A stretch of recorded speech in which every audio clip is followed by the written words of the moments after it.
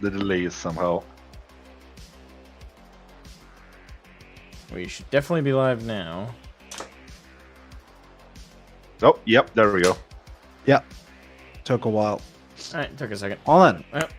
Again, welcome everybody to session number 9. Hope everybody is excited for the session. I believe I have everything all set and good to go. We expect a small number of suicides. And double checking in with both of my both of my players who just recently lost a character last session. You guys have both completed your character sheets, correct? I double checked them, so I know the answer. Yep. Oh yeah, so Alright. all should be fine. Okay. So, I've debriefed some of you about some of the stuff that's going to happen in this session, because it directly relates to your characters being introduced.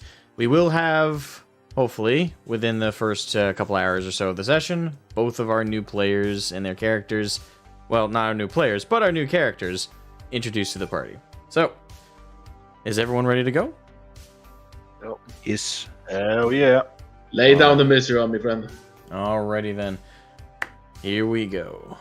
Welcome everyone back to session number 9 of our Cyberpunk Red campaign. Last time there was an explosive series of events that led to the unfortunate demise of 2 very great characters that we did not want to see the demise of, but unfortunately circumstances led to it.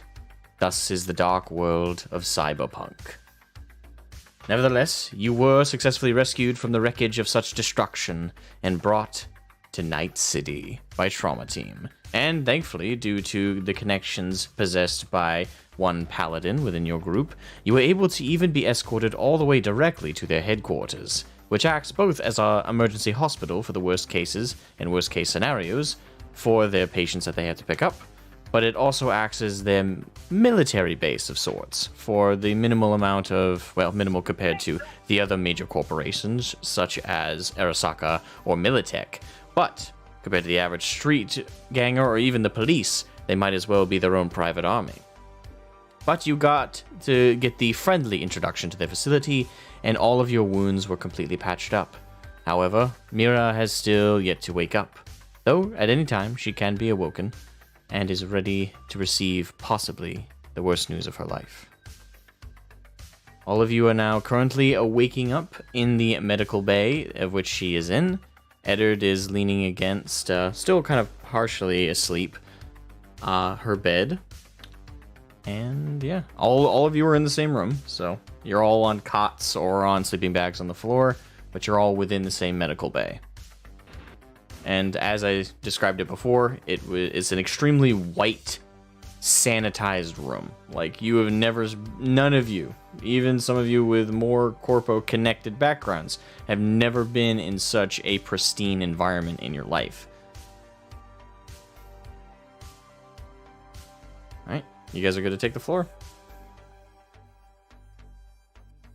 I'm gonna wake up first and check what happened in the night.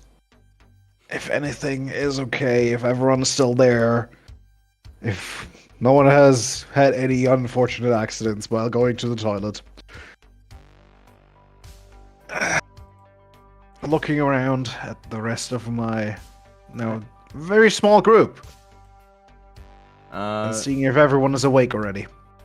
Yeah, and what's your base intelligence stat? Because that's the one that perception's attached to. I'll just use that base as, you know, looking for any finer details. Unless you want to roll.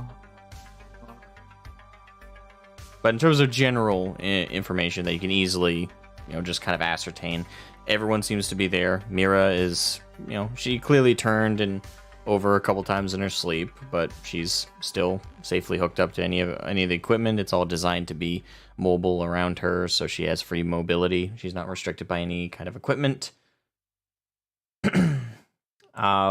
Tully is kind of asleep in the corner. He slept all night with his head leaning against the wall in a sitting position, and his jacket over his torso. So he went the most minimalist approach when it came to the sleeping conditions. And again, Eddard is still leaning against it. Now that he's kind of half awake, he's kind of like dazed looking at her. He looks exhausted. His eyes are kind of sunken in, so he probably didn't sleep too much until exhaustion took him over. But generally, that's everyone else is also in the room. Paladin, Longshot, and yeah, I think that's everybody. Nope, Sully. Sorry. Yes. Sorry. We'll probably go around a bit before the others wake up, or as they wake up, and right. check our surroundings, and then go outside of the room All right. to get at least something to eat, because I'm sure there's at least somewhere where we can get some food. Okay. So without rolling for it, generally you can just tell sanitized room. There's no laid out medical equipment outside of what's taking care of Mira. Like they don't have any pieces of equipment that's lying on a counter or anything. It seems that they only bring those out when they're actually needed. But generally speaking, there's a countertop with a sink that's there, but there's like no gloves, there's no syringes, there's nothing that you can mess with that's been left in the room. Okay. So they keep whatever they need and only get it out when necessary. Mm-hmm. Yeah, and then I would leave the room and try to find something to eat for everyone. And walk a bit around in the facility to find where, I don't know, they have a snack out. As you walk out of the building, you know, nurses are kind of saying good morning to you or kind of nodding to you. Do you ask any of them for directions? Yeah, I would just ask the next person where they had any anything where we could get food, whatever. Okay. So one of them directly directs you down the hall to what looks like a standing monitor. It's from the ground up. It's about 6 feet tall. It's a pure screen, and it has different foodstuffs on it. Some of it is clearly for purchase for their customers, but there are some free options towards the bottom that come complimentary to any patients that are platinum or above. So you guys are gold coverage for the most part, with platinum coverage for Mira. So technically you could grab from that, but the most expensive foods, like this isn't like, you know, fast food kind of situation. This is more akin to fancy dining. Like we're talking caviar, we're talking shrimp dishes, scallop dishes, and most of it even says on it real ingredients, non-kibble or non-scop. So it's extremely expensive, but the free options are more generic foodstuffs, and some of them are also for kibble. You can tell they're actually, just by looking at them, they're probably more for the staff that work there than they are for the clients. Then I would just get some of the free options, take some different packages to make sure that we've got at least a selection of something that's different than kibble. And then probably would bring it back to the room so everyone could have a bite when they wake up. Whenever that is. Alright. And just double checking, you did select like some of the free options. Yeah. Alright, so immediately after you press the orders, the entire 6-foot screen goes into the floor. You hear a rumbling noise, and then it spins back up, opening up several trays in front of it. And all the trays are full of the food you just ordered. With the screen saying in like 4 different languages, English, Japanese, Spanish, and Russian, it says, "Thank you very much. We appreciate your we appreciate your clientele." Well, not gonna ask anything. It's free, so grab it and Alright. best get back to the others. Alright, so you bring the general kibble foodstuffs back to the group. It's a lot of different trays, so you probably take 3 to 4 different trips. But each tray has what looks like it's a kind of a burger type looking thing. You know it's made out of kibble, so it has that kind of smell to it. It's not like delicious smelling, but it has a nice sauce or saute on it, so some salt or pepper. It's not just the normal pure kibble stuff, but it's still not high quality food. So you bring him into the room, and I assume you just kind of split it up between everybody. Yeah. All right, so everybody, just note that you can stuff them away if you have the proper sealing equipment, like a plastic bag or anything like that, if you want to take it to go. But yeah, generally speaking, you've all been served breakfast.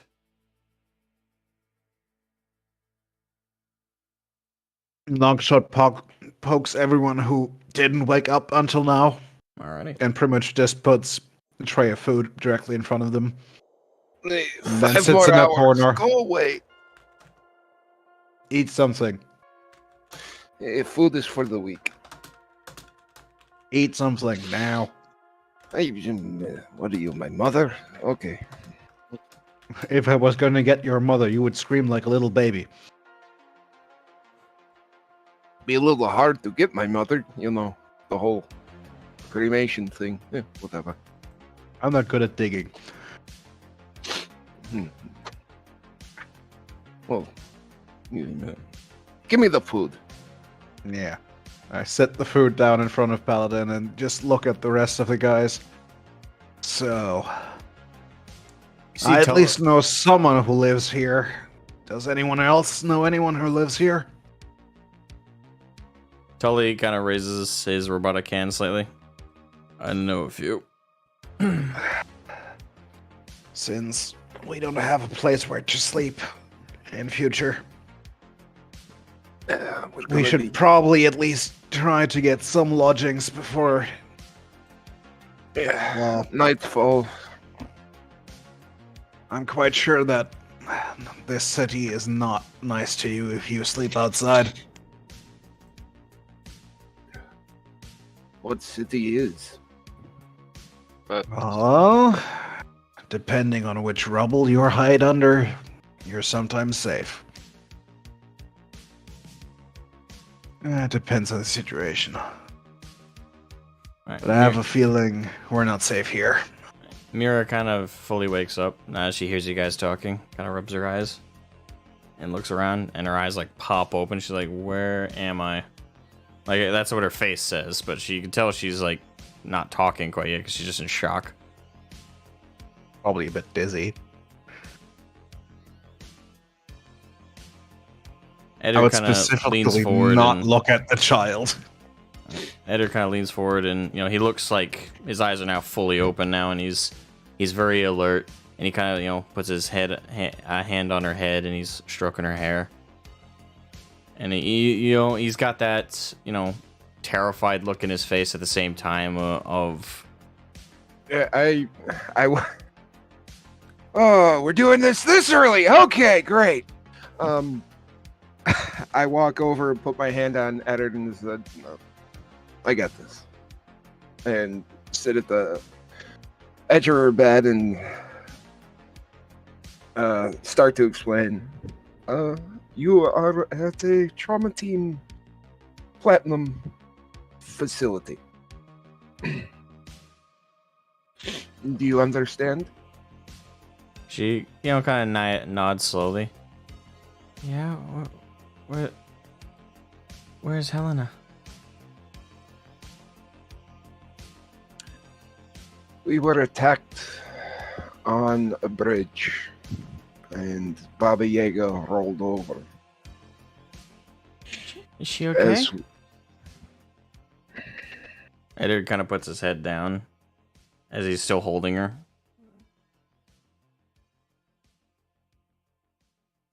As we were extracting from the vehicle, we were attacked again. There was an explosion. I don't know what happened.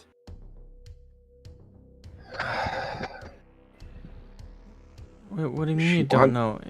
Where is she? Misha, she's gone. It's Mira. Yeah, I know. In Russian, Misha's like a term of endearment. Okay. So that's just trying to calm her down. That's why I said it. I know it's Mira. Misha, she's dead. She's gone. She died trying to protect you. And she did a damn good job. For a moment, she kind of looks to the side, like she's looking for Helena in the room. And as she's like, at first, she's clearly trying not to really take in your words too much. Then she kind of like, her eyes are kind of darting around. She looks at Eddard to see if he'll deny what you just said. Eddard looks up and his eyes are starting to tear up and he can't bring himself to speak. And once she sees his face, she sees it's true. And her tears start to well in her eyes. Her face goes really red as she's trying not to let the tears out, but they start leaking out. And she begins to wail. And she puts, she brings her knees all the way up to her chest and folds her arms around them and kind of bleeds her face into her arms.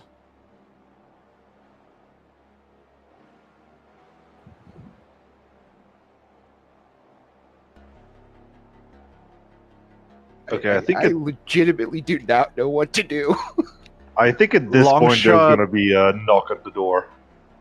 Yeah, Longshot would probably move towards the door and go to the door, trying not to look at this awkward situation that is definitely not good for anyone. Alright. And I would check the door. Alright, so I would say to get in the facility, should I call you Tang until the introduction? Yeah, go ahead. Okay. So because unless you have a documented like contact within the facility that would let you in, I'd say it's probably best if you call Longshot to have him let you in. Well, I would have checked if. Yeah, I'm gonna do that. I would have checked the records who was recently admitted, and when I see his name, Right, but keep in mind the trauma team facility isn't like a hospital. It's not like you like. I there's a know. visitation and stuff. I'm doing a slightly like a rumor stuff, like using my connections to try and get some information about the. Right, from what the I'm back saying end. is like to get in the building, it's like trying to enter a fort. Like they are Yeah. very picky on who they let in. So to get Yeah, in, I know. unless you have a contact, it would have to be a call through Longshot. I know. I'm just going to like rumble outside, ask people outside to try and figure out if there is anyone who they brought in, if anyone saw anything. And when I hear the description of Longshot, I'm gonna just give him a call out of, I'm gonna try basically. Okay. Longshot, your agent rings. Okay, I'm gonna step outside and go to the phone and watch. Who's calling? Well, the phone says, the phone says CK in this case. Well, he just answers the phone and goes like, "Hello? Who's there?" Hello, Longshot, my old friend. How are you? I heard you may be in town. Wait. Hans? Yes, it's Hans. Actually, I'm under the Why alias the of fuck are you called CK? different city, different name. Trying to start a new life, basically. Okay. Well, if you're gonna go by that, CK, Well, why I the heard fuck you were. are you in this bloody town? Oh, I heard some rumors that there was a certain accident happening outside of town, and I figured I'm out in you no might way be involved with it. responsible for anything that happened there. Where are you at the moment? Trauma team. Wait, I'm just gonna look at it, and I'm gonna just say with whatever trauma team is I'm in front of. I don't know the name. It'd be the headquarters in town. Wait, are you in the headquarters right now? So far as Paladin told me, yeah. Well, that's a coincidence. Would you mind telling the people inside to let me in? Because I would really want to check out on my own. Wait.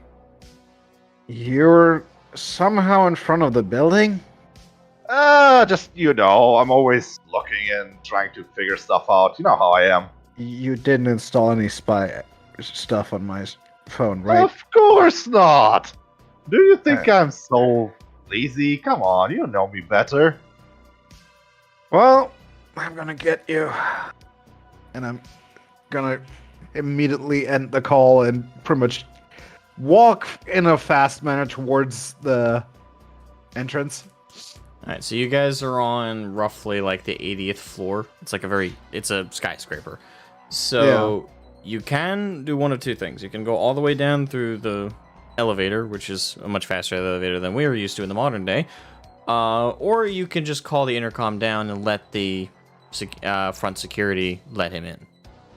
No, I'm going down. I'm gonna go through the elevator downstairs and just gonna check.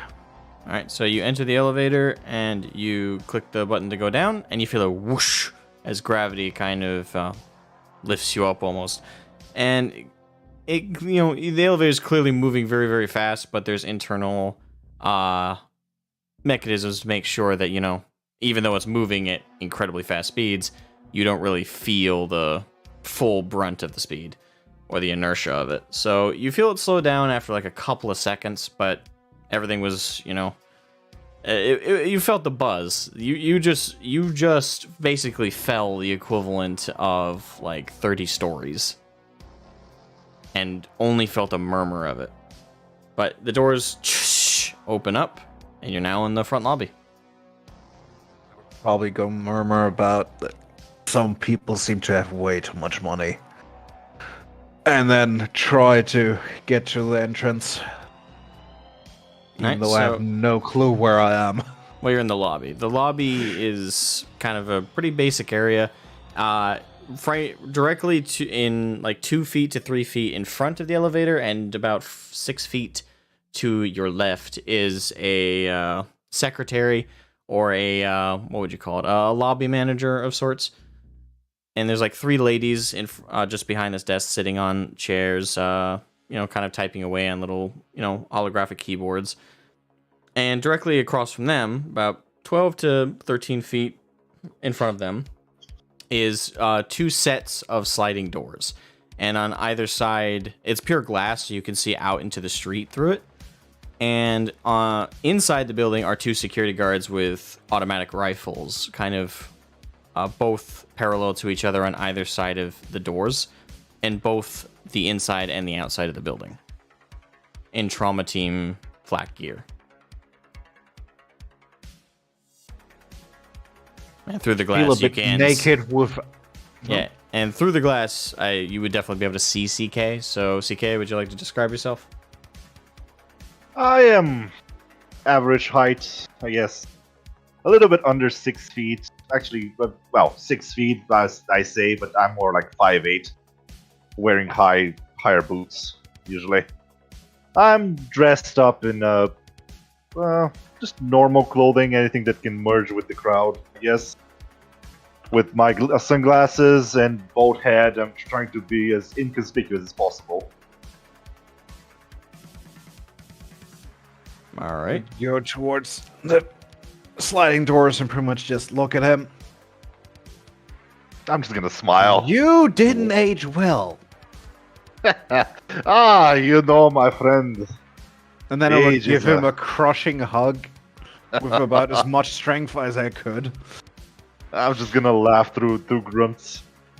You haven't got any weaker over the years, have you? Keeps you alive. Indeed. Especially in these shit areas. So, I figured You know- would be. Yes? I've entered this country and I've already seen 3 Borgs. And I'm not happy about it. That's something we need to talk about. That sounds interesting.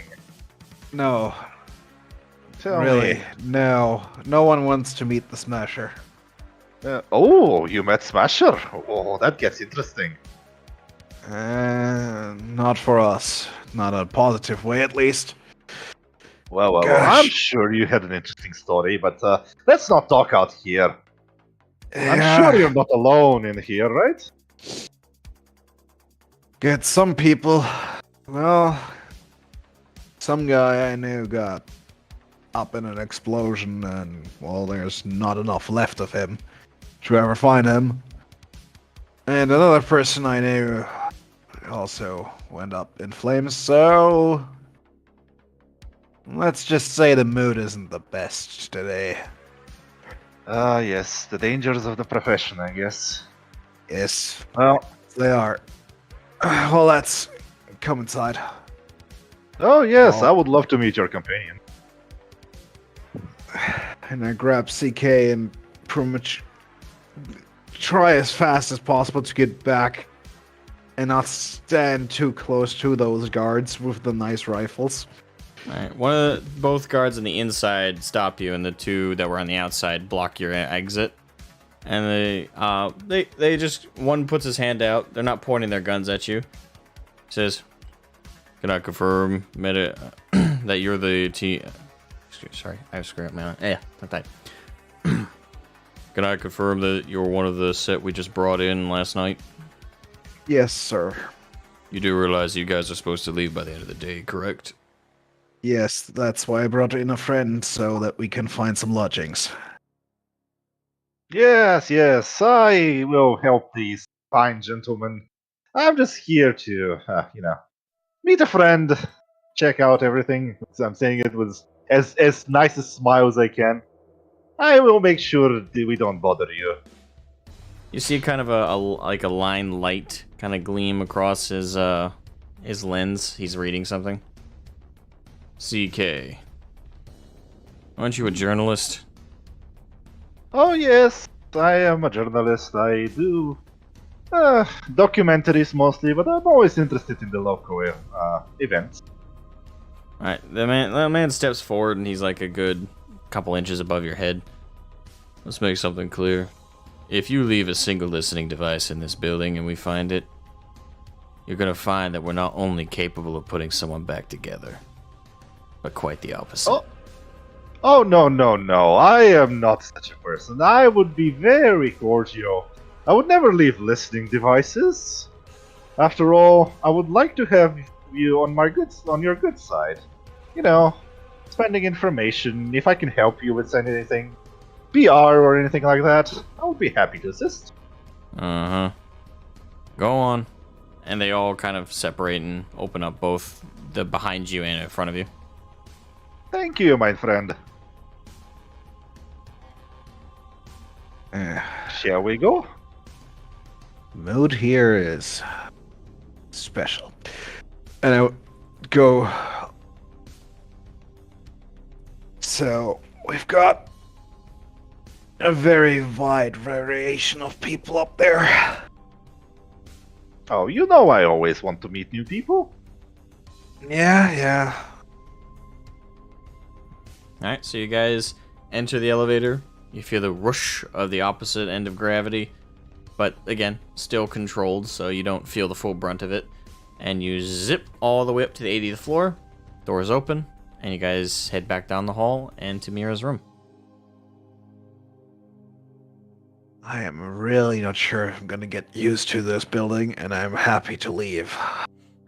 Yeah, by the way, the Yes. lobby was still that kind of more porcelain kind of colored white, and it's clearly very sanitized, but it was still a little less kept than the 80th floor. So for you, CK, this is your first time seeing this, again, bleached, clean, ornate white just all around you.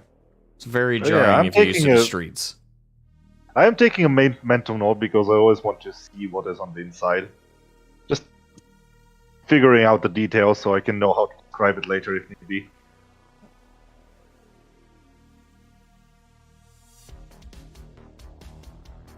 Really unsure about this area. So, let's just say, when you get inside, the girl just lost her, well, not really mother, but the person who took care of her instead of her mother, so she's not gonna be all that happy. I understand. And the rest is in a bit of a mood. Well, and let's just see how they are. And I would open the door, push in my friend, Okay. and pretty much look at the rest of the guys and just say, he's a good friend of mine, CK. He will probably be able to help us a bit in the city, since he's a local. Ah, guten Tag, mein friend. Oh, great. Just what we need. Another fucking German. Oh, I am come going on. to. Okay, More I'm Germans going never to. hurt in any situation. I'm going to notice the accent of the big lady that just talked, and I'm going to smile at her and say, "Здравствуйте. You should not really judge people by their appearance." Eddard kind of lets go of Mira and kind of turns to you guys. So all you guys are kind of, next to her bed. Tully kind of also comes over. You're all kind of basically in a huddle, while Mira is still, wailing. Her voice is quieted down quite a bit because at this point it's gone very hoarse, but she's just tightened to herself. I say to the group, it's like, could you guys give us a few minutes? I want to explain with Ezzard what happened. Okay, to who are you saying that? The group, everybody that's assembled around the bed. If he could just, go for a few minutes where I could talk with Mira and tell her what happened. Okay, Sure, for a moment. well, I'm gonna comply. I've got some free food here. Ooh, that is always nice. So let's get outside of the room, so for one moment. Before we leave, I'm just going to lean towards Paladin and I'm gonna say, actually, I'm gonna try and say it in Russian, even though my Russian is kind of broken, but I'm gonna try my best. It's really like, afterwards, I would really like to have a conversation with you, if you don't mind. What? You want to touch my dog? What? Your Russian is shit. Okay, I'm gonna switch to a conversation. I'm sorry. I understand. I'm just messing Why with would you. you? Yes, I never mind. understand. Then I'm just gonna leave awkwardly. All right. Russian. So Paladin, I've you're got going the to turn to talk to Mira, and so is Eddard to kind of back you up, and she's gone. What do you mean she's gone? Like in about the minute and a half you turned into that huddle, you noticed her wailing quieted down. It went silent towards the end of you guys talking, and you hear the shh of the door. Eddard? Where did she go? I don't know. Guys? I run over and punch the emergency alert on the Okay. bed. Okay. Patient's gone. I I'm am going going on to instinct. I am going to whisper to Dragonis. You might want to stop him from doing that. Her, stop her from doing that. Ugh. I don't think that's a good idea. What? Why? Just fucking visitors. Let's We can not just find her. let's not be too harsh. I'm sure she's around here somewhere. She is a trauma team platinum patient that just fucking disappeared. I don't understand. I don't think you understand. Fucking left the room. Let's get after her. No. Let's not get rash. I'm sure she's fine. She cannot be harmed in this way in this place. I'm sure she just went to the toilet maybe or to get some drink. No clue. Fine. Okay. Fine. I'm going I would to the open nurse's the door. station, though. Let's just search for her. You search for her. I'm going to the nurse's station. Okay. All We right. can probably find her. She can't get that far away. I don't think the guards would let her out downstairs. Never underestimate the guile of a teenage girl who does not want to be found. Eddard is. I had already left the room while you guys were talking and is panically running around. I would join him in the search. Yeah, I'm just going to wait in front of the room. I'm gonna go to the nurse's station to see if they have any tracking or anything like that on her. All right, Paladin, you go to the nurse, the head nurse's station, and she's kind of a older black lady. Her hair is kind of dyed pink towards the end of her. She's got what do you call them? It's like when you have like one really long braid, but only one half your hair, while the other half is shaved. If you guys know that kind of visual of a hair, she's got like one really long braid. The Karen haircut. Well, it's in a braided form, and it's pretty long. It goes all the it droops down to halfway down her back. It's just half her head is shaved, and at the tips of the braid is kind of a pink dye. How can I help you? Have you been able to put the tracking on the little girl who just came in yet? We were given direct instructions not to put a tracking device on her, given her status as a platinum patient is temporary. Is there a reason we should have? Where is she?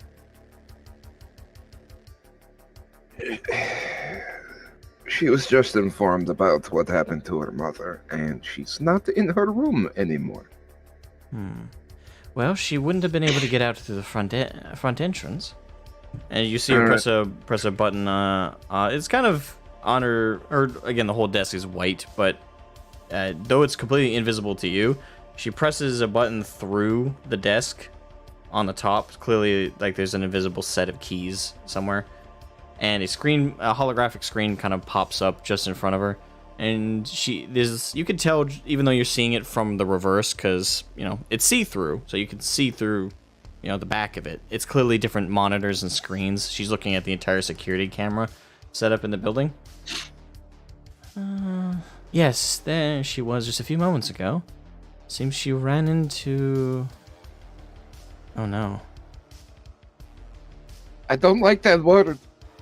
She ran into our laundry droid, but jumped inside the laundry. That means she would have been sent down the chute.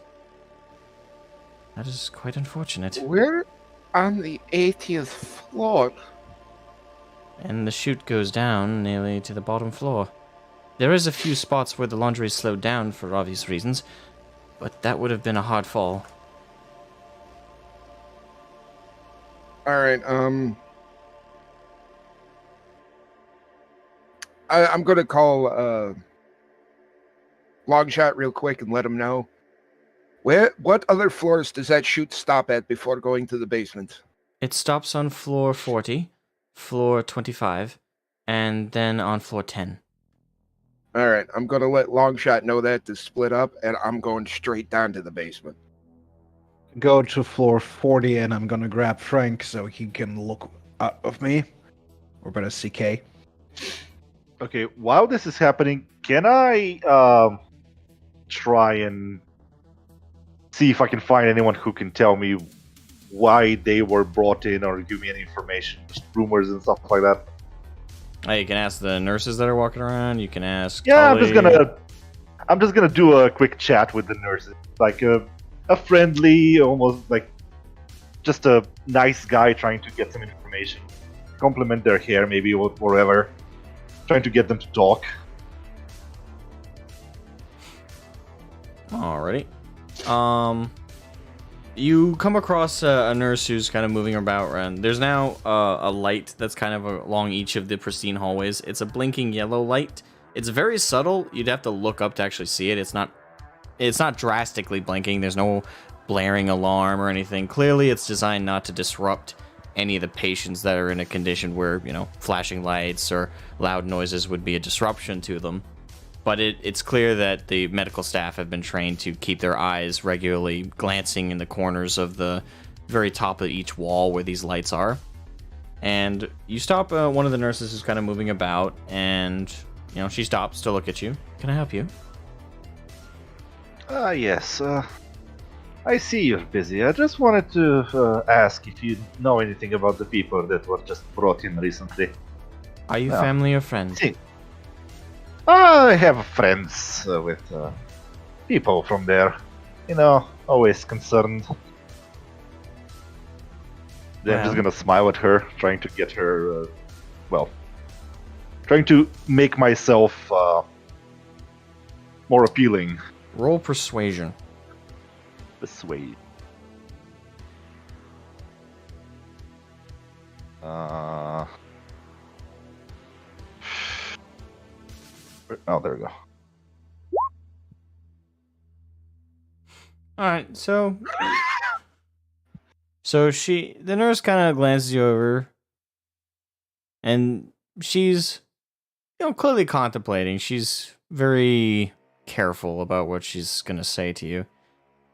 All I will say is that the patients were brought in due to irradiated circumstances. Any more details than that, and you'll have to ask the patients themselves. If you'll excuse me. And she walks right past you. Thank you very much. Do Have I a nice notice day. the nurse talking to her? Mm-hmm. Okay, I'm gonna write that down for later. Okay. Or I'm just gonna keep it in the back of my mind because before we leave, I also want to talk to my friend in trauma team. So, I'm gonna grab Eddard too and go down to the basement with him. Okay. And So I'm gonna ask. I'm sorry. Oh, go ahead. What is the? I was gonna ask, does she have a history of very small, going to very, very tiny, tight corridors when she is very upset?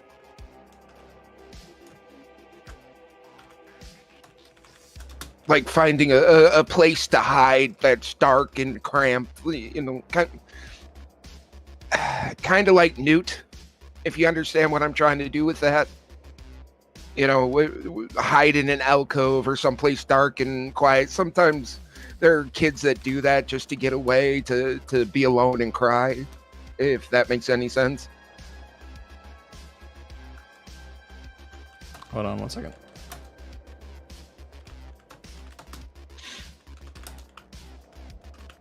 I don't know what it's actually called, the actual symptom.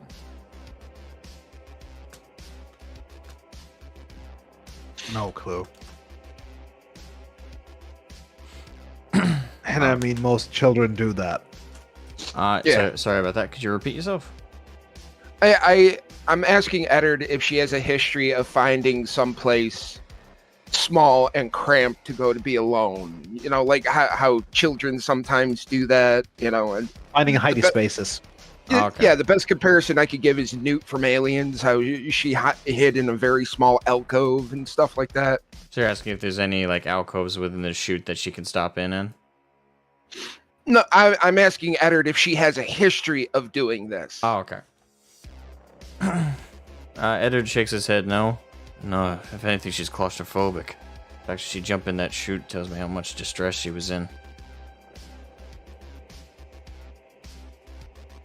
We're going to find her, and if we don't, I'm going to burn this place from the top floor to the ground.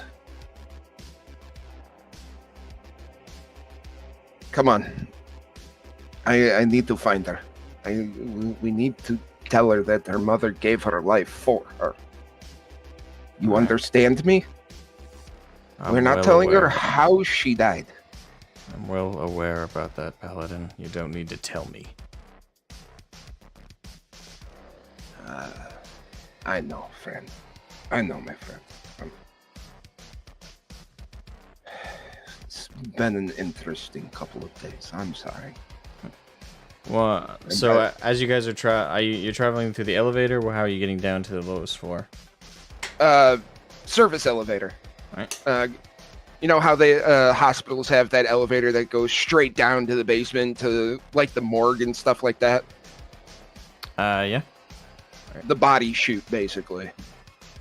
Alright, so while you guys are in the elevator, you get a call through its intercom. It's from the head nurse. You recognize her voice. Jeez.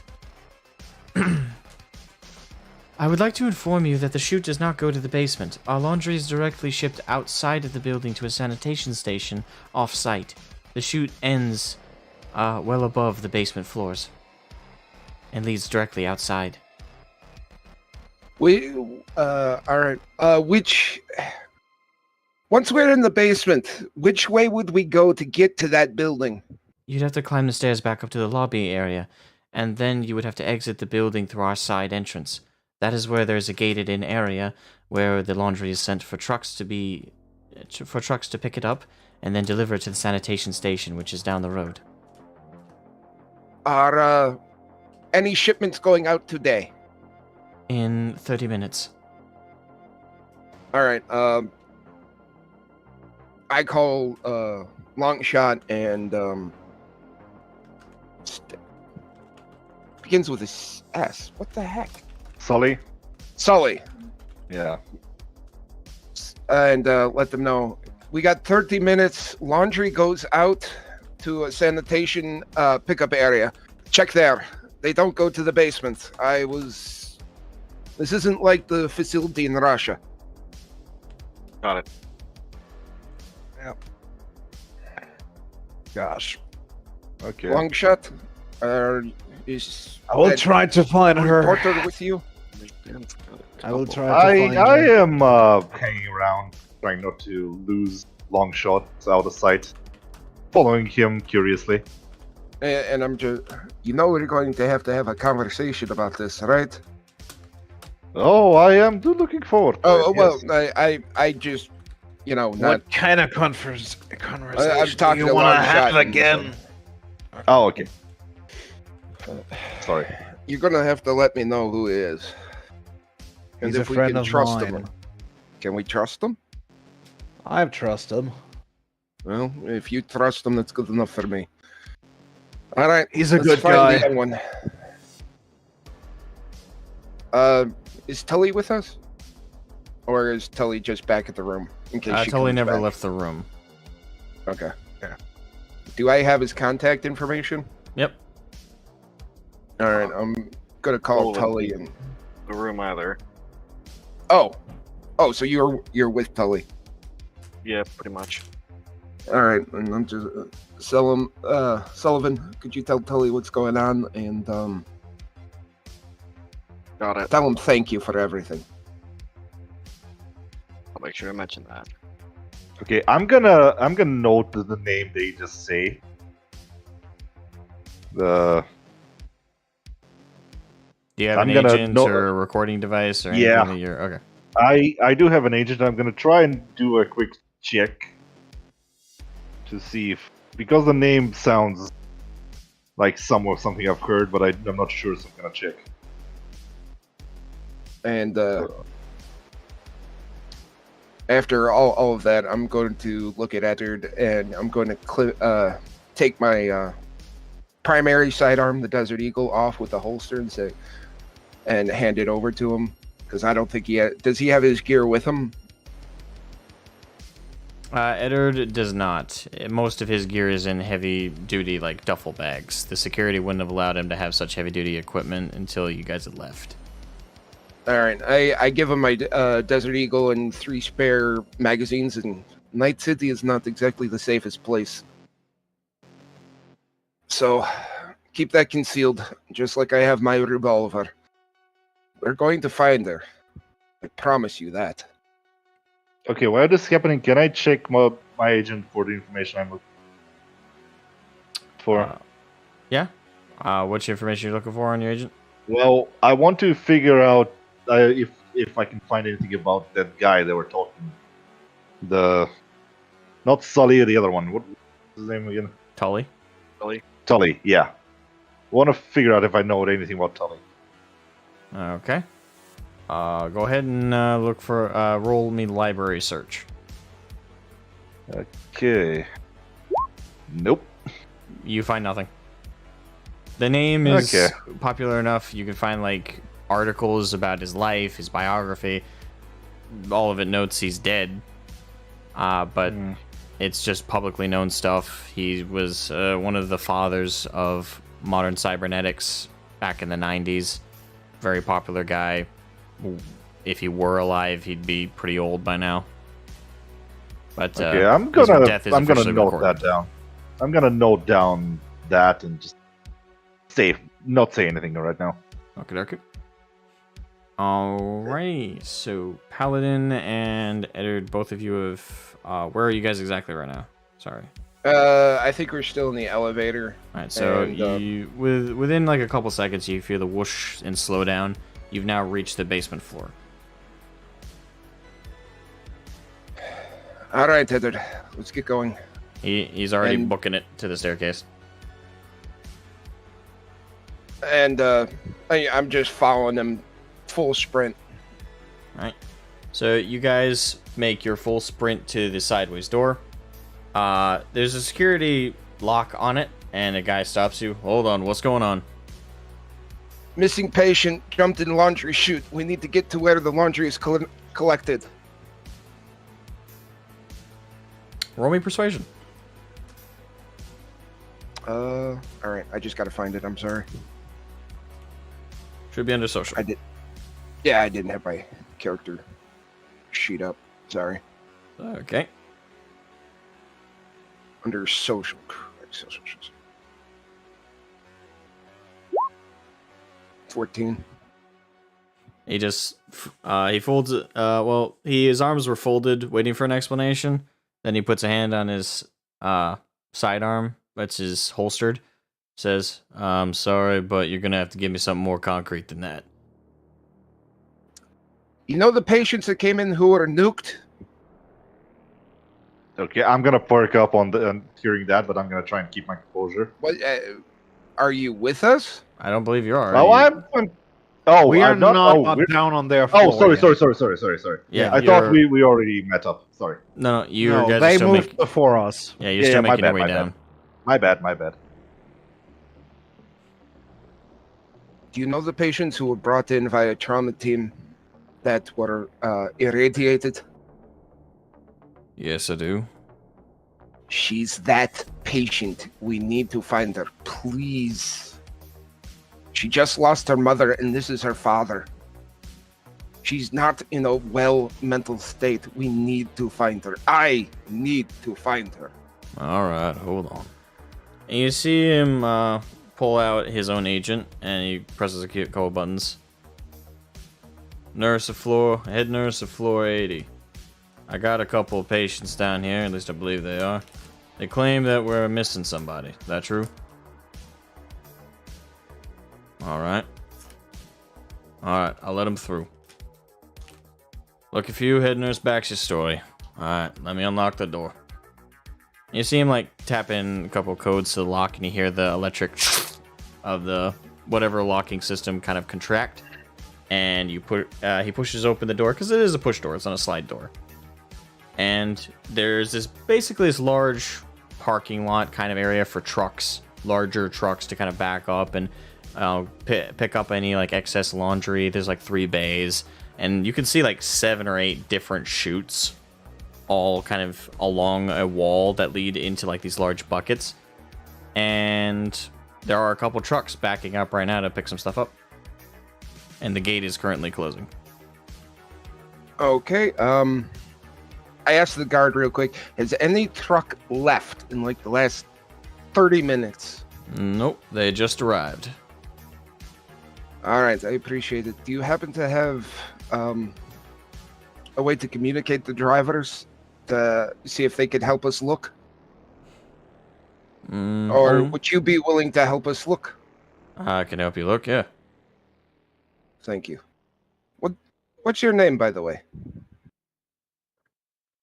My name is Private Taggart. Wow, that name sounds familiar. Thank you, Private. You're credited to trauma team. Let's go. We got to find her. Alright. So all 3 of you rush out. Eddard is moving the most frantically. trying to keep his composure, but you can tell he's panicked. And, you know, there's a couple different people per truck, all dressed in, like, proper, you know, gray uniforms. Clearly they're an offshoot directly of Trauma Team. And they're loading in these large plastic wrappings full of laundry. All right, I'm going to go to the lead truck and explain to the driver what's happening and ask him for assistance. And then ask him to go to the other trucks to ask the other drivers. You know, sort of fan out and ask the drivers to help us search so we have more people. All right. He nods in agreement, seeing the panic on your voice, and hops out, and he signals everybody to hold up when the loading of the trucks. All the drivers are kind of popping out, questioning what's going on. And the driver you spoke to, you know, he's got a cigar in his mouth, and you see him throw it on the ground and put it out. All right, we're looking for... Can you give me the physical description? Teenage girl, about 5'3", and I just give the physical description and the facial features of Mira. And one of the female drivers kind of takes her cap off. I saw that girl. She ran out as soon as we came in with the trucks. Which way? Through the gate. It just closed. Left or right? I just saw her leave when we drove in. She went right past the trucks. I thought I was gonna run her over. Oh, shit. I look over to the guard. Can you get that gate open? Yeah. 1 second. And he puts his hand on a retinal scanner by the gate, and you hear the as it opens, and it opens up right into the street and then to the road, all in the Corpo district of Night City. And there's basically, if you go look down the left side, it leads to this really bright set of buildings, these really tall skyscrapers, and you can tell, like, just barely as you squint off in the distance, there's clearly like a brushed in area, like a park in the center of it with some holographic artwork and stuff kind of floating around. Not quite graffiti, more refined art, holographic. And if you look to your left, it kind of, the road goes away as it's a bit darker, and you could see clearly the road kind of leans down. You could see a couple bridges off in the existence. You can tell which way is more towards the outskirts of the city versus what's the central of the Corpo Plaza. I guess that we're gonna be in the elevator downstairs now. Yep, you would have just been exiting about this point. All right. Are we gonna look around if I see or hear a panicked paladin or angry paladin? As you make your way up the stairs, you can hear lots of people kind of murmuring through the open door on the side that leads into that kind of gated parking lot area. I would try to get there if no one stops me. No one does. And then I would pretty much probably see Paladin. And we didn't find her. Where did you? No. Any clue where she went? She went out to the gate. Don't know which way. She went Perhaps into the here. city? Yeah, she went into the city. Oh, that is not good. Does she have an agent? No. I would look at her. Do you have anything on her that you can find her? Like anything?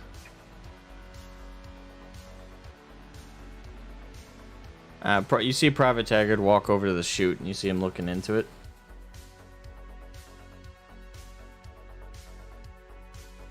I'm gonna go over. What do you see, my friend? Well, I was wondering how she survived the fall. To be honest, I thought we were walking out here to find a corpse. I'll be damned. What? Well, in the laundry chute system, we have automatic scanners that detect heavier loads than necessary. It's to prevent someone dropping unnecessaries down such chutes. They're really small grabs, and if a body, they wouldn't have been strong enough to catch. But looking at this, I can see the residue of all those little robotic arms that would have caught that stuff. All of it is just shred around the inside. She uses them to slow her descent. Clever kid, they pop out only seconds as they about to ram right into you.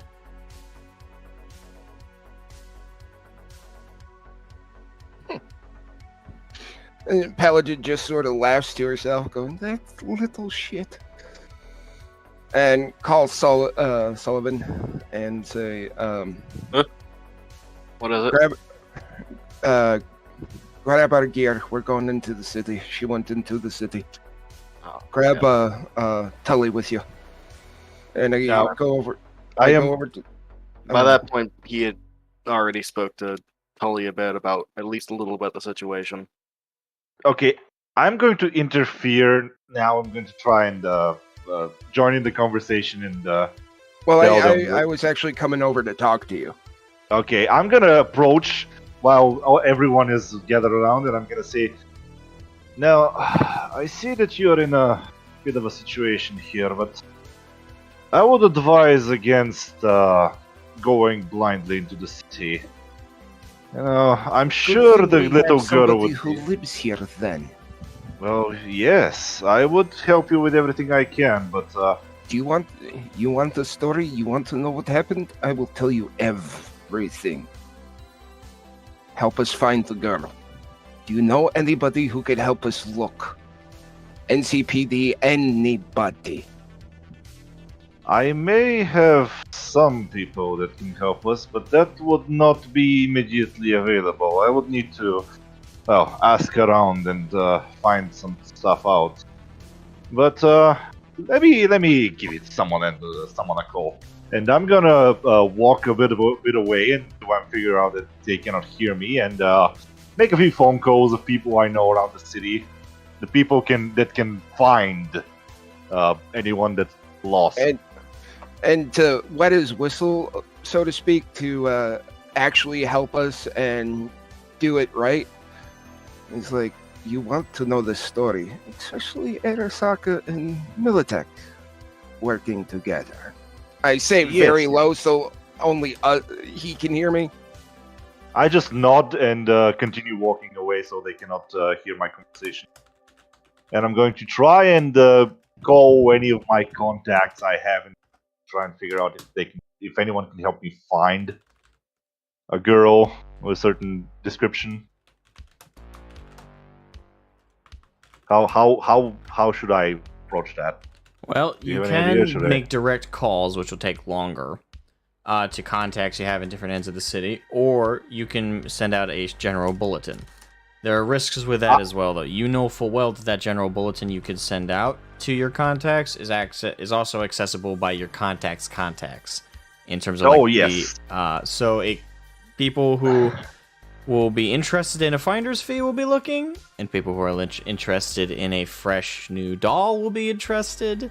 People who are interested in trafficking will be interested. Okay, I am going to try and see if I have anyone near the facility that I know, like 2 or 3 people that I can trust, and give them a call to see if they've heard anything or seen anyone or like get some information basically. And I think I have the whole rumors thing, but I am not sure how this works yet. Okay. I think that's different. So let's just do it through a roll, I guess. All right. Go ahead and roll. What exactly should I roll? Well, since you're going through contacts, we'll use library search again. Okay, sure. Can I also use deduction to assist my rolls to see if I can see if any information is someone is not telling me something, or it's try to deduce anything from the information I get. Well, I'll give you this option. You can roll a deduction first if you want to just find the best context for it that you trust the most to not be connected with anybody shady and won't spread this around to the wrong people. Or you can use it after you've done the library search and contacted people to deduce if someone's holding out on you when they answer calls. Okay, hang on. Let me. I think I'm gonna use it before. But I am also okay. Can I use it before to figure out the people? Then use library search to see if they can know anything. And while I'm doing library search, I would like to use human perception to try and figure out if they're lying. Because I have a lie detector. I have a voice stress analyzer. Right, that is on your that I list. can Okay. use. Yeah, that will work perfectly. Okay, so deduction. Okay. I'm actually going to boost this a bit with luck if I need to get the higher roll. What is it? 18 the threshold or? 8. Well, it depends on how good you want your deduction to really work. I won't give you an exact solution on this one. Okay, I want to make sure that only the people that I'm trying to contact, they won't spread it to anyone else. Like, I'm really trying to get the contacts. If you want to be can trust more them. certain, you can push it to 18. 18 is the next DV matchup on the list beyond 16. I'll do that. Okay. Alright, so you boost it by 2. Yeah, Subtract 2 luck points. already done. So your Now. deduction is 18. Alright, now do library search for sifting through the people. Okay.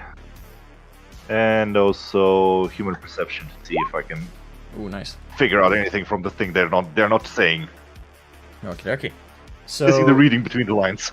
So you zip through your contacts and you have a very extensive list of contacts, and you recognize 3 names that are pretty regular contacts of yours. One of them you know to be a kind of more rugged lady, kind of the nickname for her is the Mother Teresa of the back end. She's an ex-doll and now works for the Mox, which is a gang in the city. She's a pretty rough lady, but she genuinely likes to help out pros on the streets. She likes to keep kids out of the business until they're old enough to make the choice. She's not very big on drugs. You've talked to her many times when looking into stories and investigations, and she likes to help when you're out to do somewhat good with your storytelling, and she's very resistant to help you when you're more in it for just when you're in it for more of the value of the story. But you know her to be a good person. Okay. Overall. So there's her, and the 2 other contacts are kind of just, one's a fixer, kind of more uptown. You would trust him not to spread it to shady people because he's just not into that business. He's more into actually, hiring solos, and he likes hiring solos for like bodyguard work or selling, hiring them out, I should say, to bodyguard work and stuff like that. He's more of a security focused guy. So he's not into the pro business. He's not into, human trafficking or drugs. So he's more on the up and up, just not as shady of a character. And third contact is shady, but for drugs only. Not really into the whole sex stuff. So you call that third guy first. He can't help you. He's currently in a 12-step program. So that doesn't really work out. And with your human perception, you can tell he's telling the truth. It's kind of an awkward call, but it's very short. Yeah. You call. I wasn't expecting much, but the middle guy to call, the security fixer. He lets you know that he's got some guys, working bodyguard work that side of town near the Corpo district. So he'll make a couple calls and get back to you if he hears anything. And with your human perception, you can tell he is hesitant to help you. Something's probably stressing him, but you can tell it's not related to what you're calling him about. But he did seem genuine enough that he would try and make some calls for you. When you call Teresa, again, that's her nickname. You don't know her real name. She gives you attitude at first on the phone, like, why are you calling me? This is not the right time. But then when you give her the quick, you give her the quick rundown, and she's, you can hear her kind of slow down, calm down, and she tells you not only will she make some calls, she's actually going to go look herself, and she has a couple places that she knows she regularly runs into kids who are runaways, especially in that area. So she's going to be the most helpful of those calls. and she hangs up, letting you know she's en route. But Okay, I'm gonna nobody has thank her directly profusely. seen anybody quite yet. Well, I'm gonna thank her profusely, and I'm gonna go back to the group and say, I have a few people looking around. They're gonna tell me if they find anyone. Slap your Right. shoulder. Thanks, man. And you no worries. all get a collective call on your cells. It's Tully. Sully, you could see Tully pull out his agent and is calling everybody, and he's standing right next to you now. All right, does everybody answer? Yeah, Yes. I'm gonna pick up. He's like, I just Tully? want. Yeah, I think it's a good idea if we stay here. Why that? Well, I've been to Night City multiple times. Let me tell you this.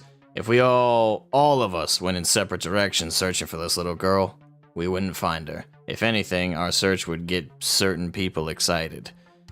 And if this kid has been on the streets before, which she gave me that vibe, it's probably best if we give her a comfortable place to return to as opposed to trying to hunt her down. Chase her off, if you will. I do agree with your friend there. It's not very wise to just jumble up on the streets of Night City without a plan or, well, refuge, to say.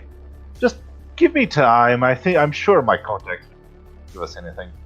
For now, let's prepare for any future circumstances. And I want to know more about you to figure out how we can handle each other better.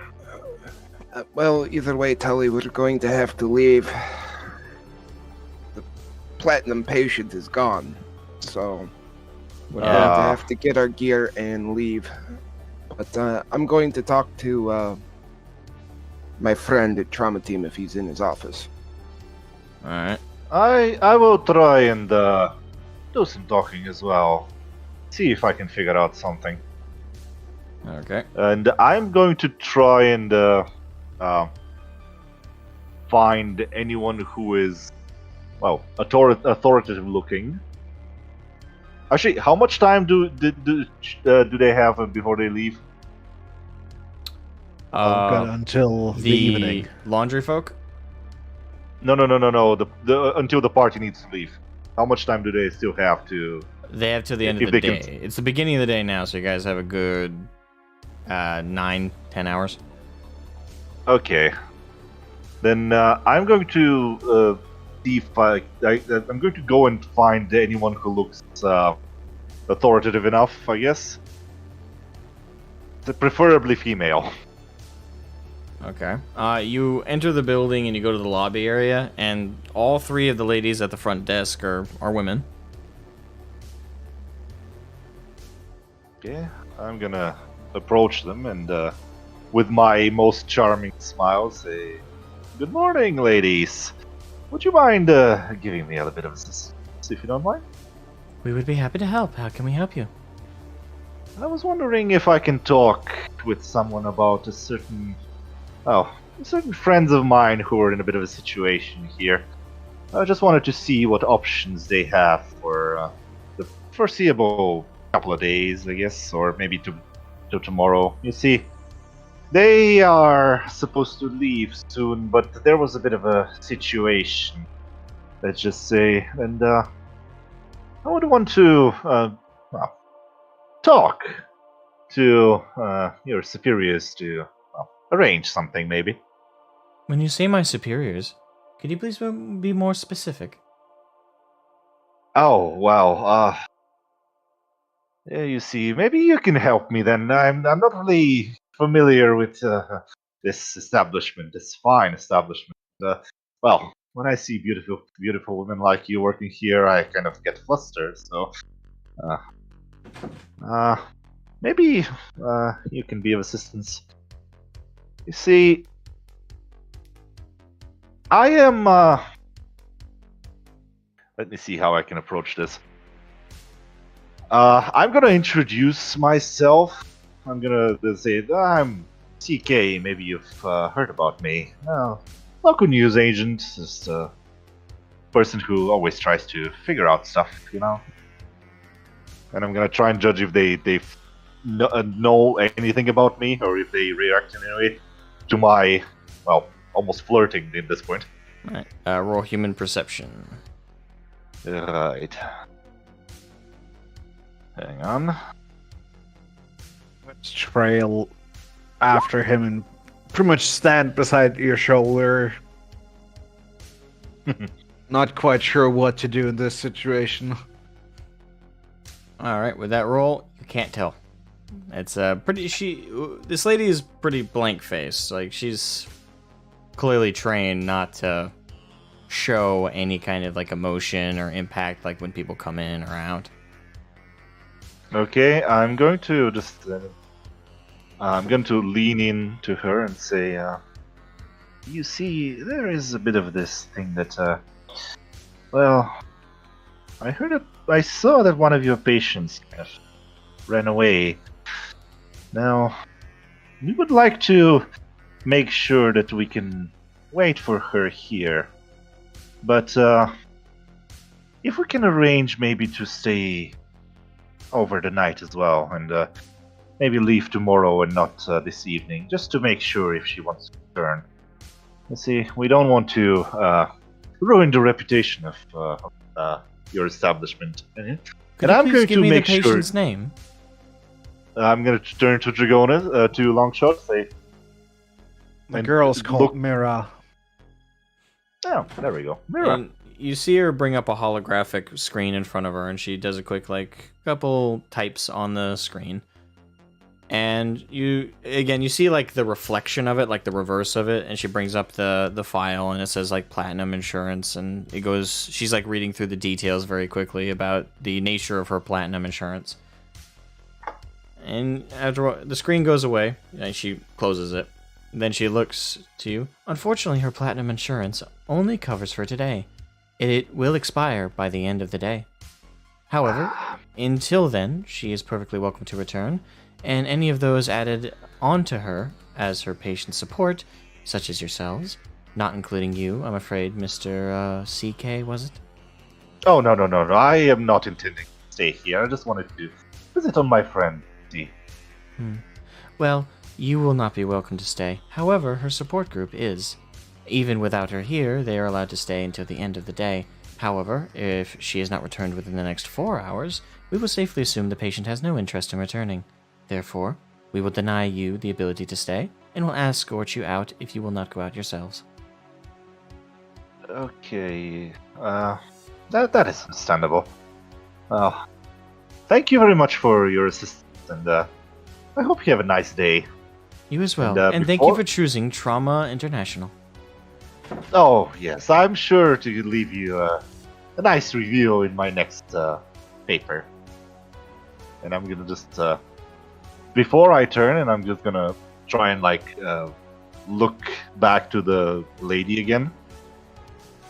And I'm going to whisper, and if you are interested in, well, having a coffee sometimes when you're off work, just give me a call. And I'm gonna wink and just see if can I give her my number in any way without You can offer it. Yeah, I will offer her my number basically. Gosh. Okay. She I just- makes I'm gonna no, stand there slightly embarrassed for my friend. She makes no move to take it. I whispered Have to a nice day, Longshot. and I'm just going to leave. And I whispered as to we Long. leave, Oh, sorry. hang on. As we leave, I'm going to whisper to Longshot. Cold in here, aren't they?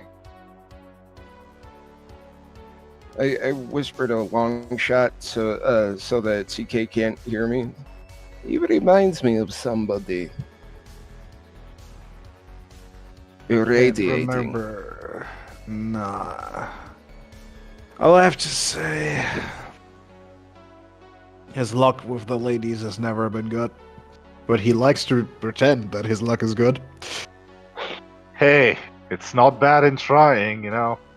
You never know what can hit and what not. Yeah. Anyway, well, if you don't mind, I would probably should get out of here before they throw me out. So, you know what? Let's I'm just say, Frank, I'm gonna I'm gonna go and get you a written report of what we've experienced. While I'm just gonna sit here and wait. And can you check if there's anything cheap where we can stay? Because we're I'll gonna see get what I kicked can do. out here in the night, so I'll see what I can do. I'm sure there's someone that can agree to take you in for a few days. And yeah, we'll and figure I'm gonna something out. send you over 600 eddies to pretty much take care of getting us somewhere to sleep at least, and I would look for the others if they have some more to add to that, so that we can at least get somewhere to sleep, somewhere we can rent for a while. All right. So, we're going to take this time to transition over. Litany. That'd be me. All right. You ready ready to go? Ready to go. All right. Just to let you know, there's a bit of a vacuum noise in the background.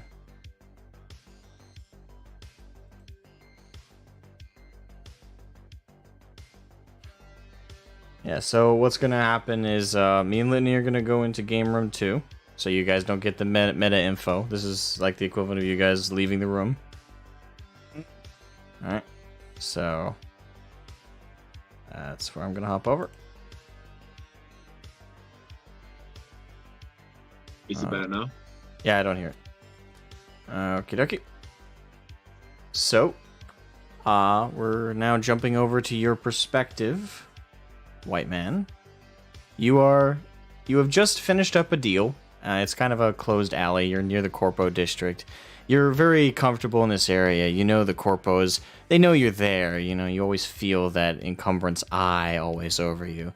But this is where you're confident. Because you know they don't care about the small fry having these comfortable deals in the middle of their little sectional areas. So, you know, you're kind of happy as you stow away your eddies with your victorious little waltz down the street, your nice dress coat kind of fluttering behind you. You know, kind of adjust your hat as you walk through. I'll let you do the rest of your physical description. Mind if I say before when we return to the party, so they hear me describe it? Well, okay. That's fine. If it, I was just thinking, I can do it now if you want to.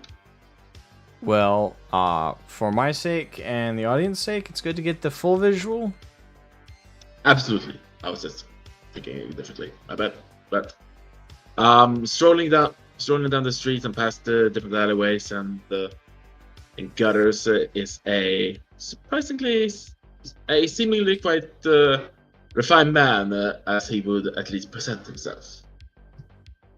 Tall, a tall man with a really tall man in a white sort of tuxedo and dress coat that has this kind of web-like pattern along the shoulders and down his back just a little bit.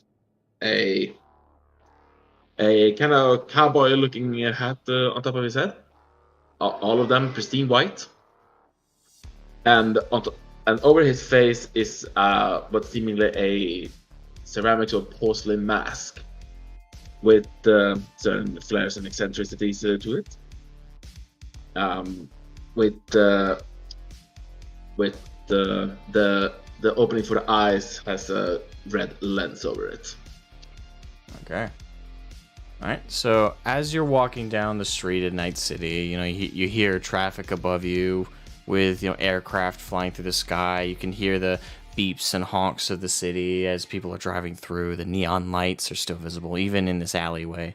But as seating as dark as it is, again, you feel at home. This is where you feel strongest. This is your kingdom, so to speak.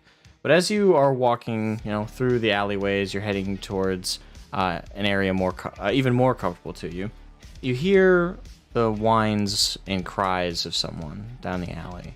It's a pretty tight alley that you hear it down. It's Trauma Team is just down that way. It's quite strange to hear those tears, though. This doesn't sound like a pro that got beaten up by a John This doesn't sound like it doesn't sound like someone's abandoned puppy or anything. Very strange to hear these kind of cries. They sound quite juvenile. So it catches your attention, and you make your walk towards the sound. All right, I head for the sound instead. Going past some of the trash cans and the garbage disposals until I find the source of the sound.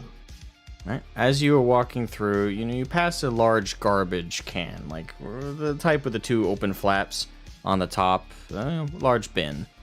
And just past it, sitting down on the ground, is this young girl, not much older than 12, 13 years old. She's dressed not in street clothes, but in medical clothes. She's wearing scrubs, as if, she had just been in a hospital. And as you kind of walk over, she looks up at you. Her eyes are bloodshot. She has been crying extremely hard. The scrub kind of sandals they give you in hospitals are covered in muck now that she's in the streets. The robe they give you for patients is all muddied as well. But it doesn't seem like she's crying out of fear. This is sadness. This is a hollow cry.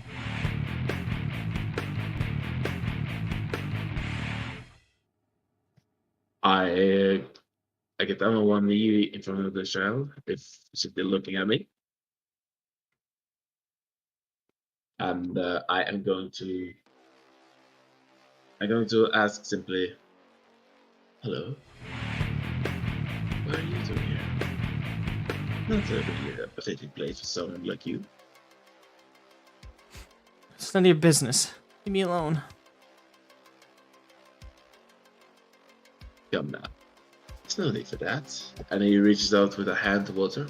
She smacks it away, panicked, and she kind of leers back, more flattening herself against the wall like she's getting ready to fight.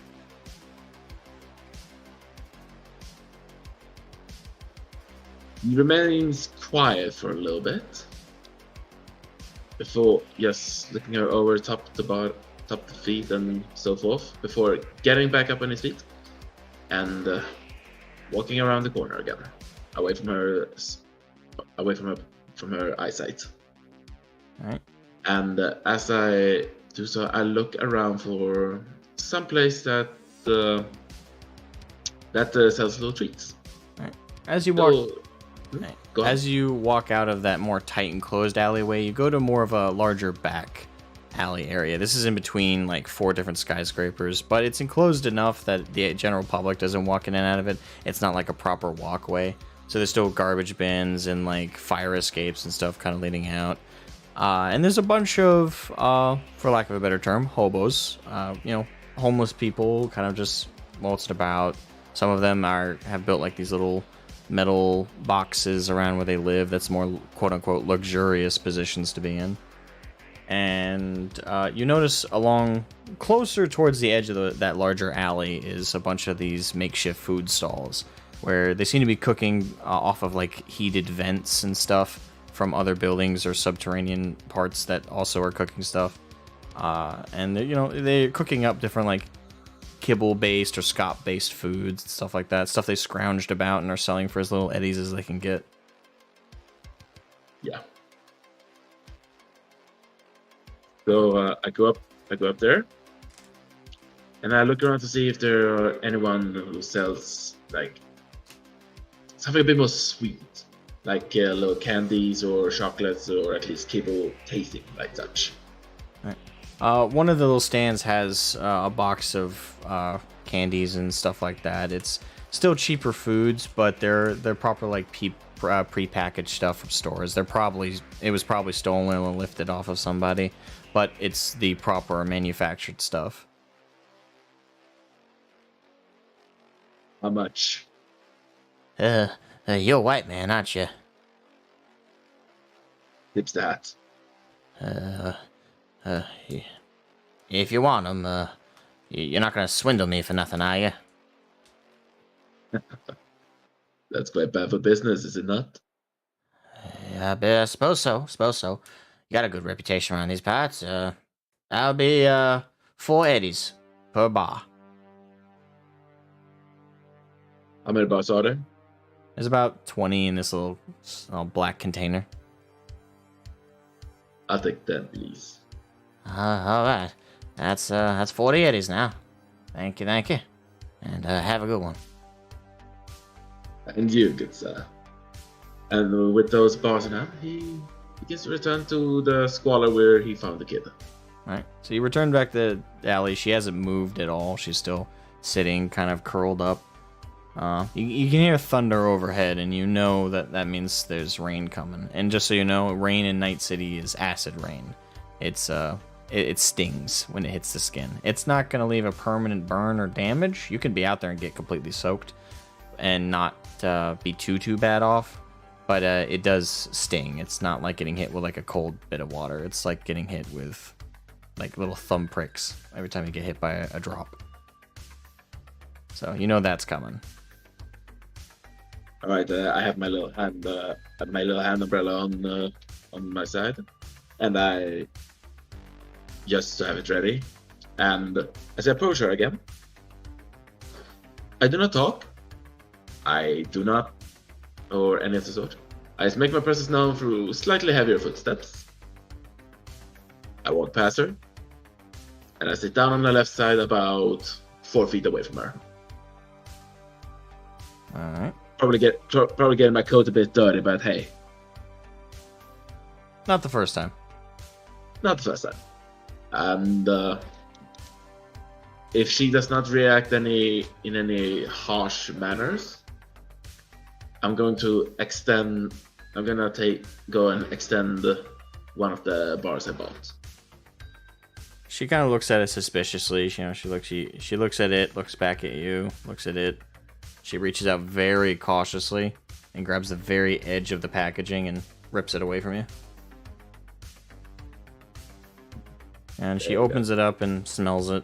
She recognizes the kibble smell and kind of nibbles at it.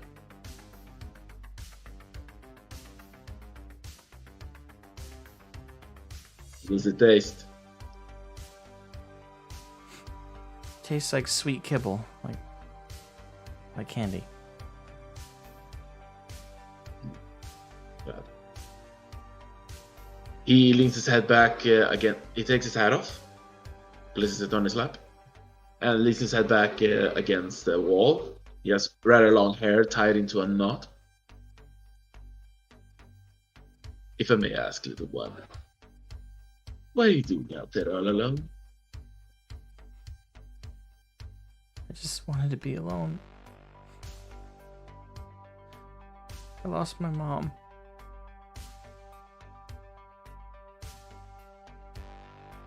My deepest condolences.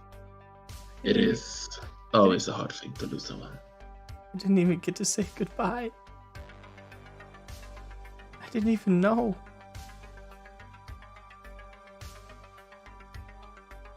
Do you know how she passed?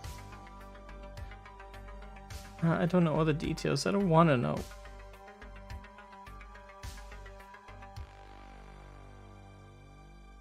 Is there anyone left to take care of you? There's my dad. But I don't want him to die either. Maybe I'm just a bad luck charm. Maybe it's my fault. He extends another bar to her. No, it can't be. Kids are not bad luck charms. They bring the best of fortune, the best of luck, and the best of happiness to those who care for them. She, still cautiously, but a little less so, takes the second bar, opens it up, kind of eats at that one as she goes.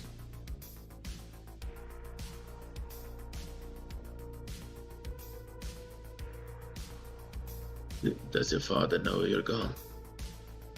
You'll probably notice by now.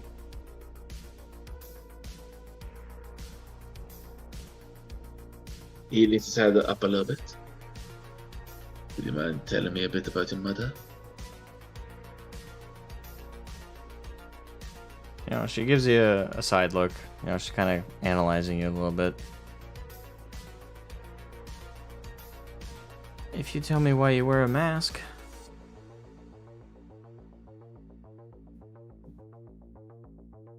I did a bit of a cosmetic upgrade a while back. I got bullied for it pretty hard. Some of it self-conscious about it.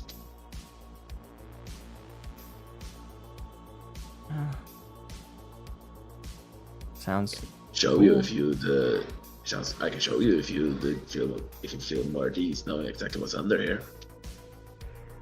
Is it scary? Nah, I think it's pretty cool. She kind of sits more up and slightly faces more towards you. I reach up and undo a little clasp, and I remove my mask from my face. And underneath is a somewhat tanned individual, clearly Caucasian in nature, but tanned, as if has spending a lot of time in the sun. Kind of Greek tan, And on his face are these seemingly like very subtle markings that almost looks like rough snake scales, but they're more like just a glistening pattern along his cheeks and half of his cheek and down his throat, his neck and me. And he has these very bright green eyes as well. Clearly cosmetically designed, both of them, to be the eyes to be a bit more radiant than ordinary eyes, and his scale-like pattern is some sort of just cosmetic augment. Bit more than a tattoo, but less than a cybernetic, Alright. So she kind of, her eyes kind of widen, and she hasn't seen that before, but you can tell she's not scared by it. She kind of finds it cool. I told you it was awesome. Yeah. My mom had cybernetics too. Yeah. And my dad. I guess a deal's a deal. She kind of sits back and leans more against the garbage bin. Well, my mom was strong. Really strong. She was a net runner, if you know what those are. I've had business with a few in my past, yes. She was so talented. So strong. She was everything I wanted to be when I got older.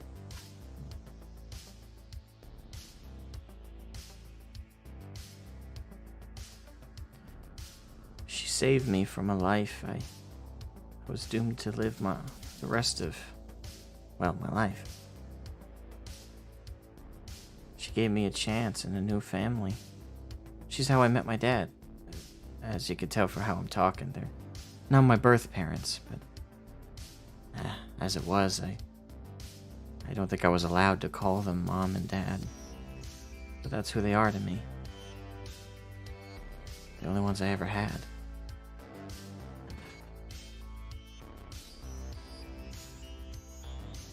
I take the rest of the bars and put them inside my hat and hand the hat over to her.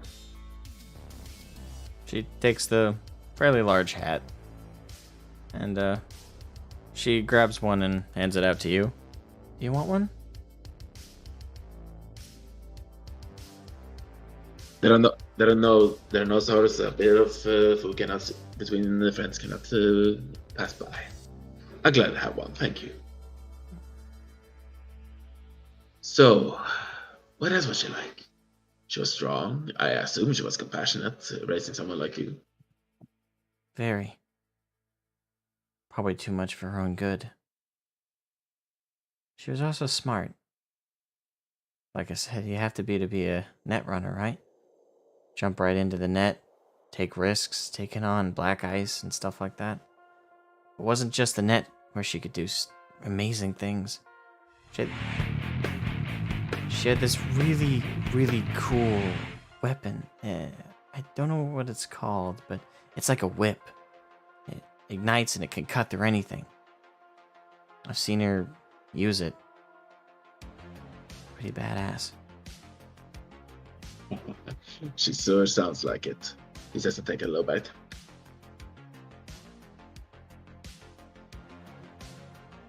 Did she, how do you say? What did you used to do together? Did she teach you anything in particular? Have fun? Play games? Her face kind of goes a little harder, and you see her eyes kind of glaze off. We did a lot. We went on adventures together. With Dad.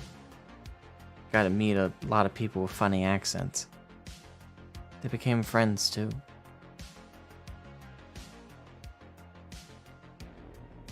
We also used to talk. Sometimes about serious stuff like safety and where we're supposed to be right now and where we're going, why we're going there. We also talked about lighthearted stuff. Like how funny Dad's smile is when he's trying to hide it.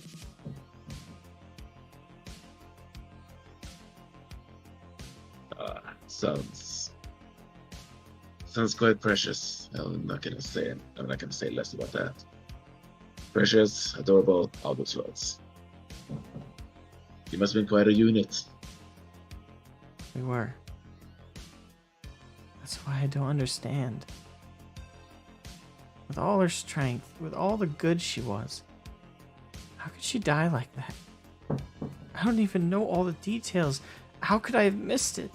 How could I have not said my goodbyes? How could I have not helped her?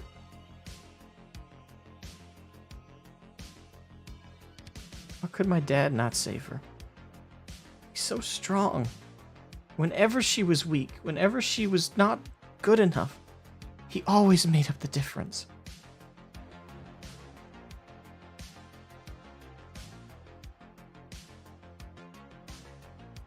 I dare not say anything at risk of saying things that are not appropriate.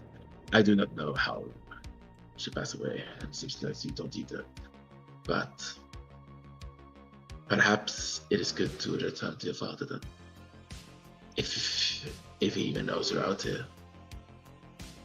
You should be safer. These are not good paths, and you would not like the rain around here. Yeah. Maybe. What is your name? Mira. If I may ask. Mira. Beautiful that is.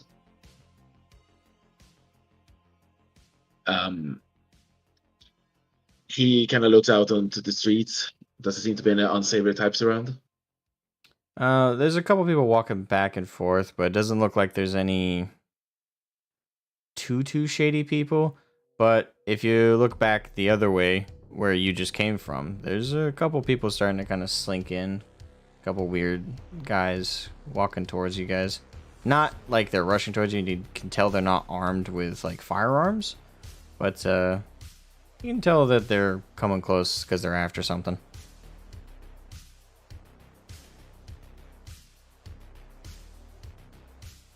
Oh, Mira. How about this? If you will let me escort you back to your father, I'm sure he will help you understand a bit more. Shall we? She nods, looking at you. Come on, then. Alright, so you both stand up, and you take her hand, and walk her out of the alley, and into the normal street and sidewalk area, and you're just around the corner from the trauma team facility. Great. Before, as we start to return back, I ask her as well. Your mother, did she have any hobbies? I was trying to keep up the conversation with her.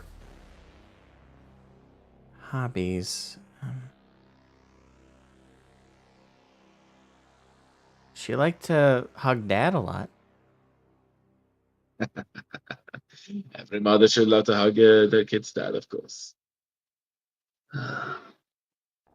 He kind of smiles softly and gives a little sigh, kind of appreciating her youthfulness and her innocence and sweetness and all that. He appreciates that there even in these mess up times, it is possible to find things like that.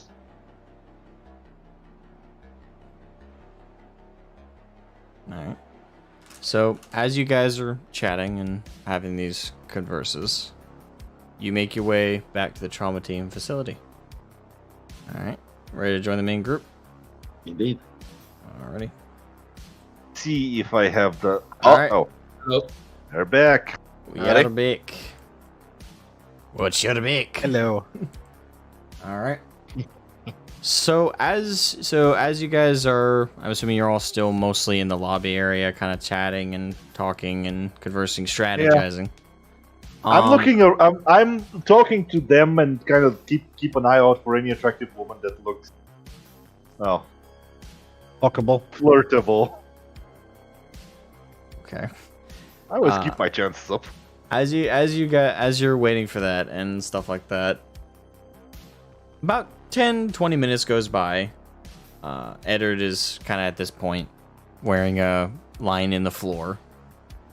The two double doors open up and security seem to be like very cautious of a guy, but you can tell they all seem to recognize him.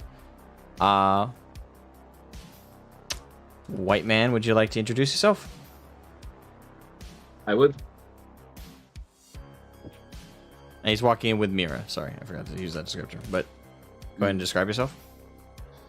Are we walking towards the building or are we? You're walking right in. Like security recognized her as the platinum patient, and you know that trauma team won't stop you from bringing a patient back.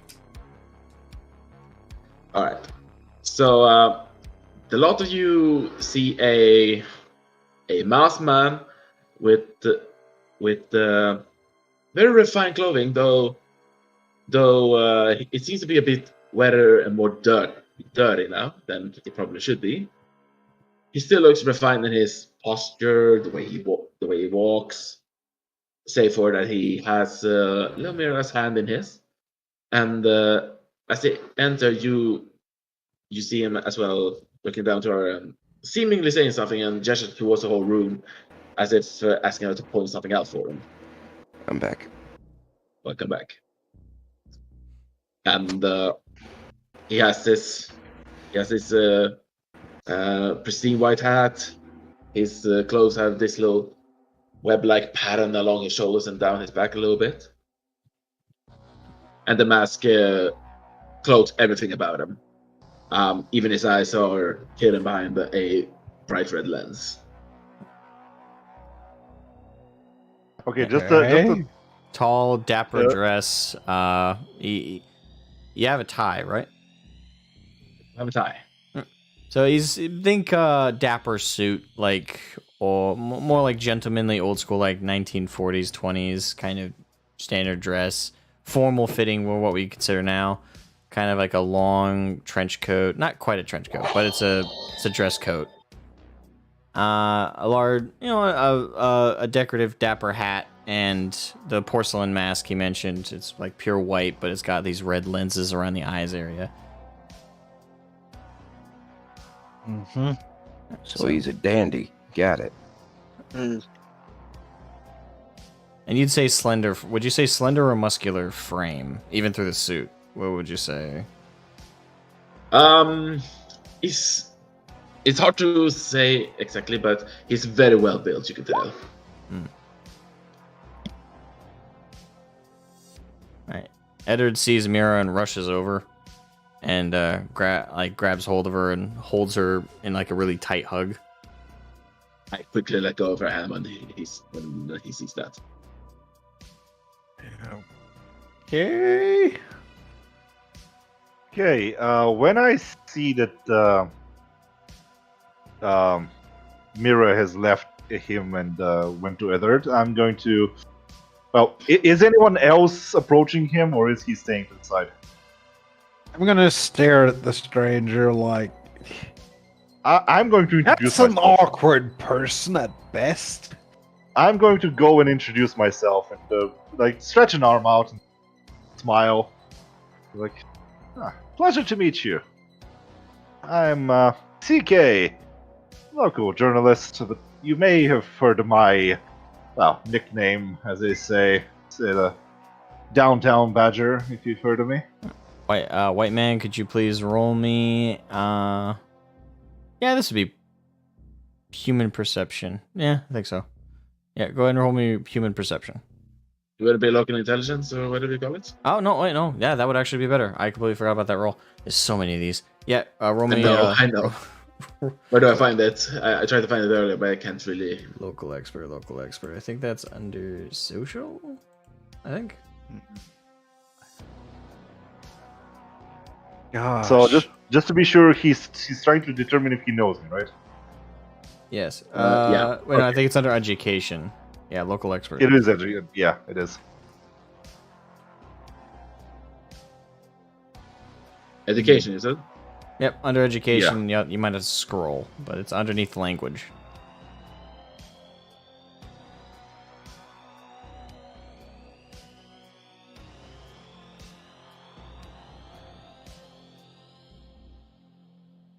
Where the hell is it? I can't see it. Are you sure it is education? Yeah, it should be education.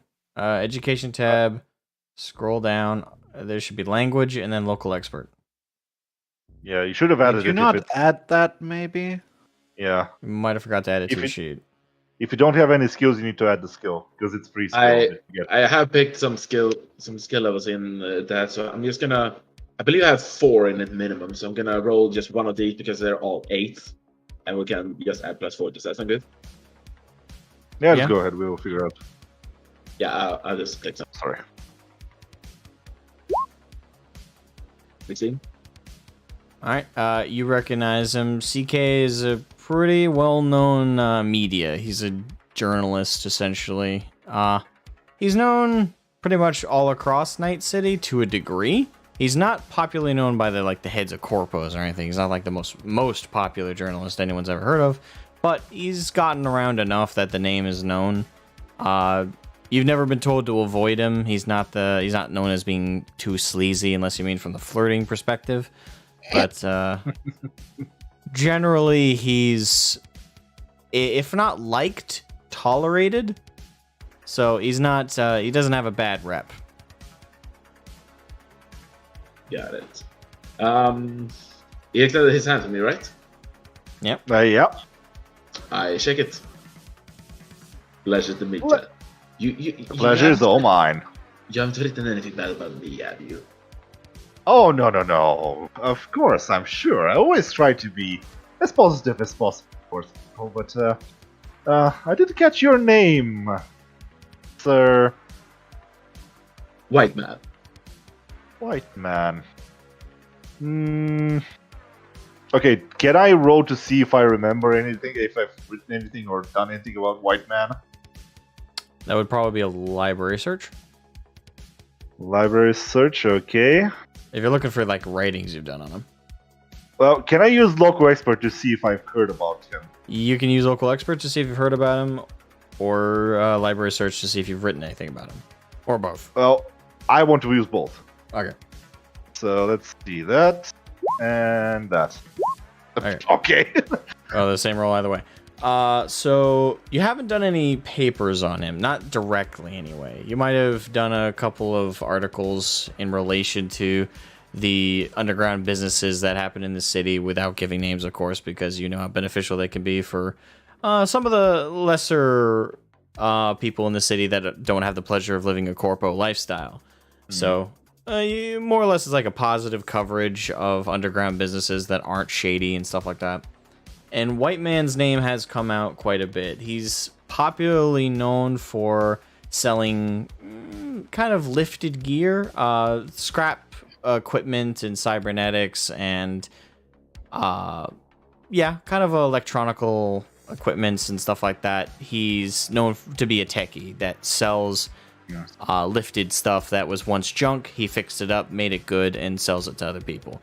On the surface, that's a pretty on the level business, but there's more to it than that.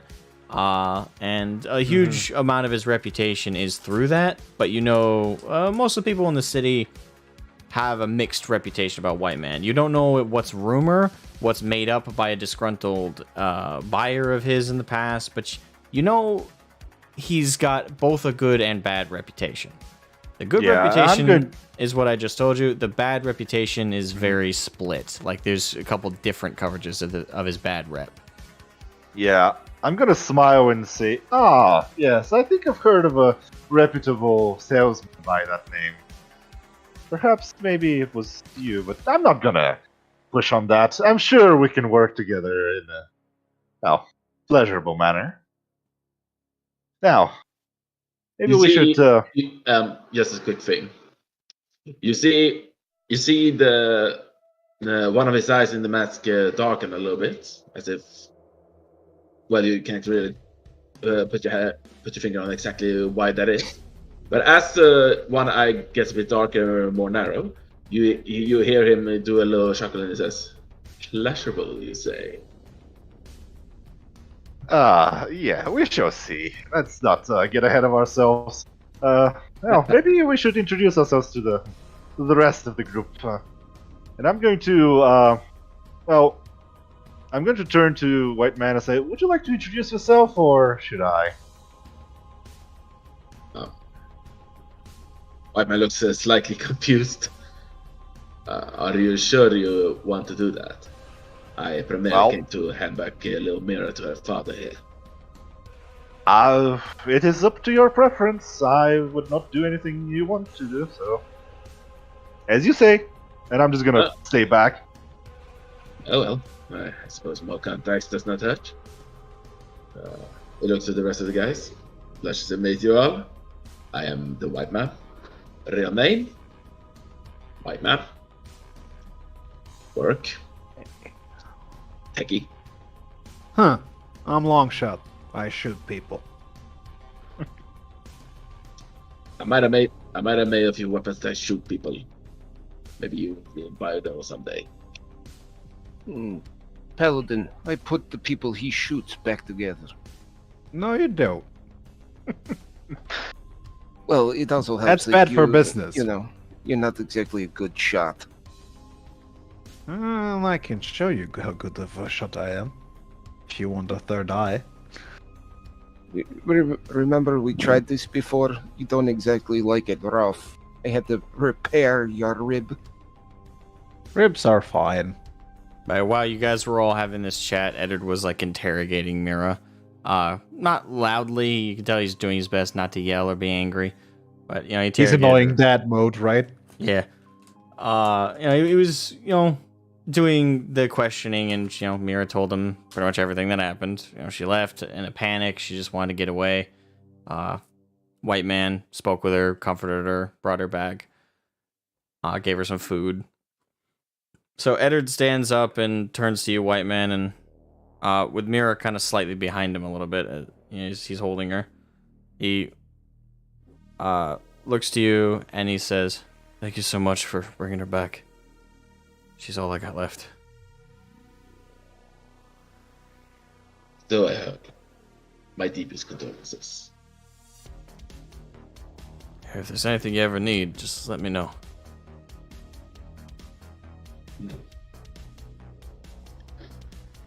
Well, I'm not in particular need of any material things as it stands right now.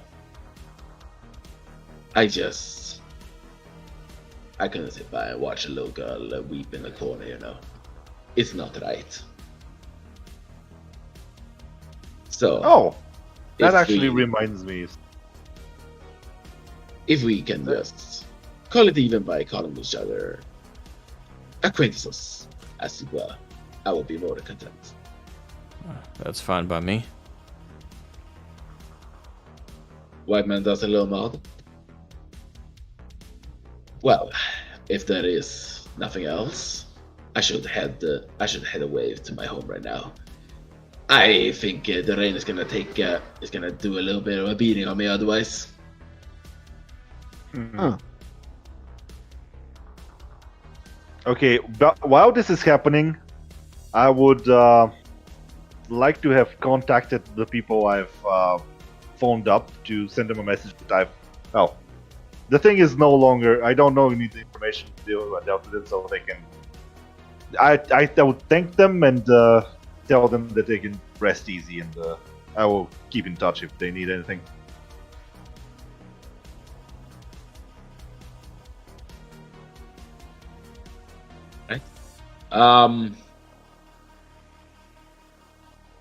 What is it? So he takes back his hat from what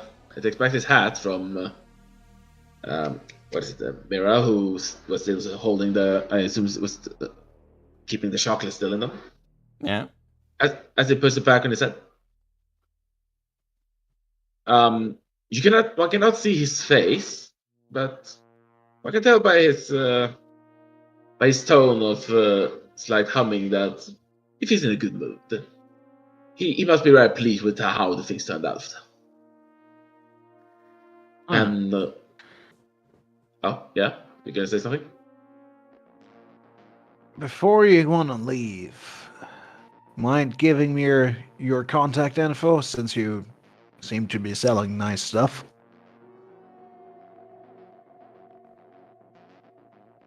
Are you in the market to buy? Whenever I have some eddies over.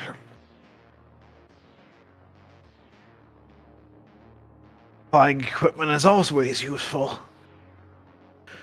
Edward kind You did. of looks at Mira, looks at the group.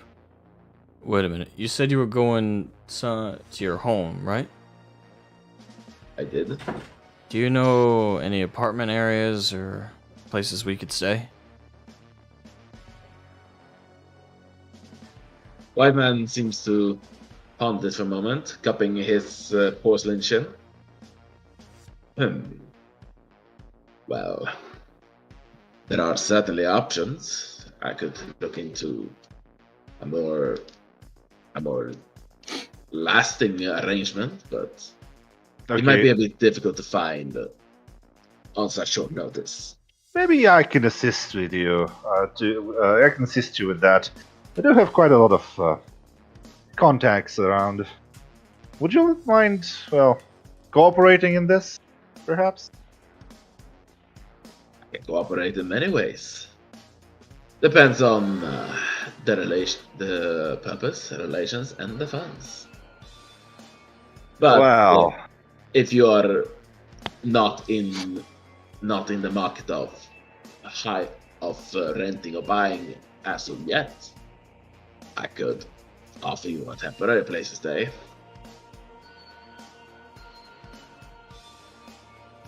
okay.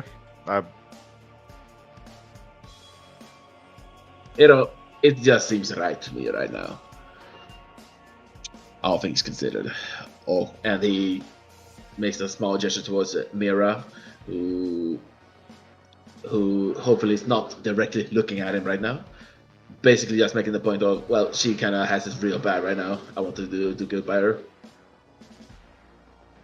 Well, we don't really have anywhere to stay, so we definitely need to find a rent. We're not sure how long we're gonna stay in the city so far, so It's at this Probably need point, something. the elevator behind all you guys opens up, and Tully, dragging Sully with him, is in the front lobby. All right, I got all our stuff packed up. Where are we going? White man looks between the party as if to ask quietly, "My offer stands. What is your answer?" Let's go with this interesting gentleman. We got shit to do, and we need a place to stay. I yeah. appreciate your offer. I would appreciate the company. Now we might want to hurry. I only have umbrella for one or two, and it's gonna rain soon, and no one likes it around there. Well then, let's get going. And that's where we'll do intermission. Yes. I was just gonna say that he will hand over the umbrella to Eddard and Mira so that they can have cover above all else. Okay. And yeah, intermission then. Great. All right. Boom. All right. How's everyone enjoying the session so far? Great fun. Great fun. Yeah. Bit chaotic so far, but Chaotic, but yeah, what but else is there to be expected? I'll be right back. See you soon. Okay. Yeah. I want to ask you something, Asmo, as well. I just remember that we didn't talk about that. Like, I should have a place to stay in Night City, right? Or I should have like an apartment or something. Or at least some place I usually bunk down. I believe we talked about it. Don't you have an apartment? I think I do. I just want to make sure because right now I'm just blanking on it. well, you get at least a small apartment with the basic starter. I mean, yeah. At this point, I probably would have found some place to like where I can go and sleep because usually I'm on the streets. And also, I am always trying to find a bed I can sleep in, preferably with company. So I can always find That's somewhere. about 100 eddies a night. You're a horny boy. Well. I can find something cheaper. You know, I like the ladies. And they give a lot of information if you know how to ask. Something tells me Paladin's going to have to get like a little water spray bottle. Listen, at this point, I'm not German. At this point, I'm not sure if you're a woman or a man still. So Bad German. Bad German.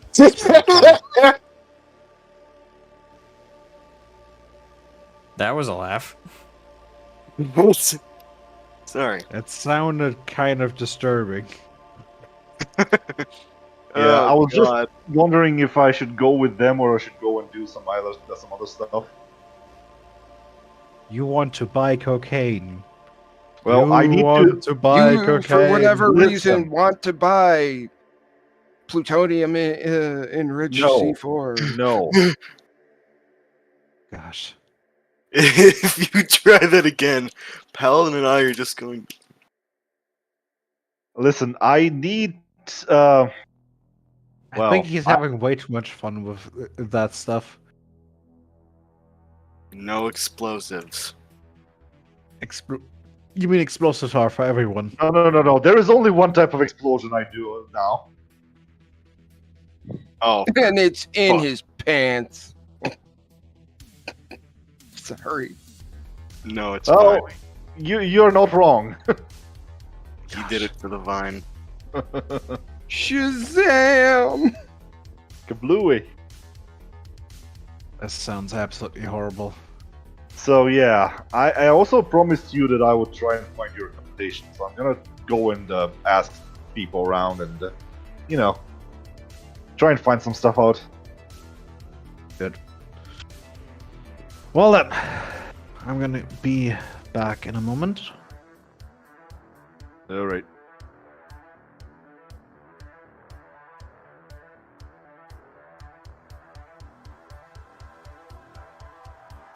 Yeah. Also, did everyone catch my nickname or? Because that's usually how people would know me. I don't give my name to everyone. I usually give my I got it, Louis C.K. Not Louis C.K. No, not that one. The other one. No. Well, Asmo, usually people that I don't like, I only give my initials K to people I trust. All else would know me with my nickname. Just to let you know, then, for context. What was it? Pussy Slayer 30X? No, I'm gonna let Asmo decide if he wants to say that. Just spill the beans.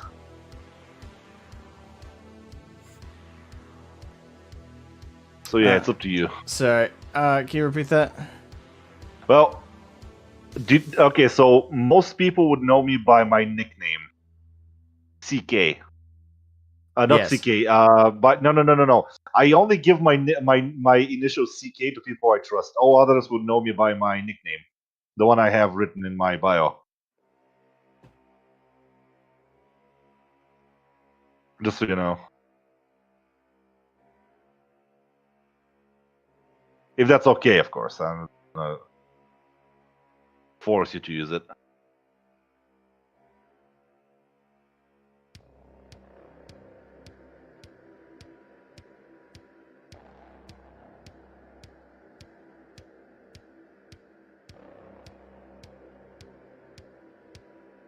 So, 1 second. I'm getting messages from a moron.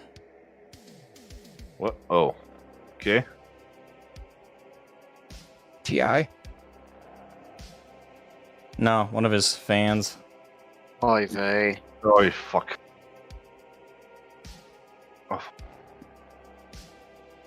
Fucking idiots.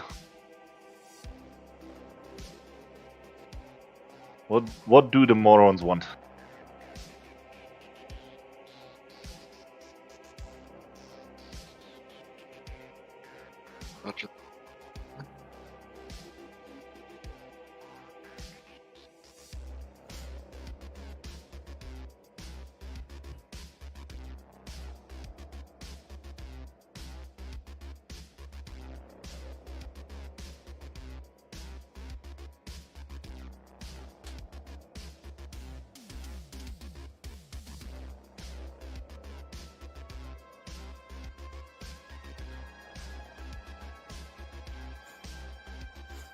Alright.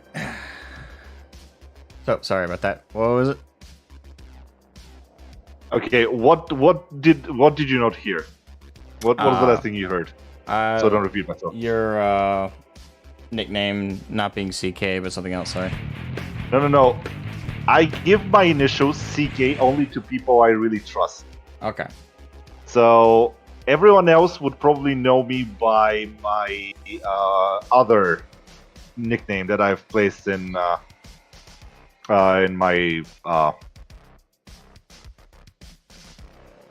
bio. Hang on, let me see this. Basically, everyone else that I usually deal with would probably, or people that know of me would know me mostly as the Down Badger.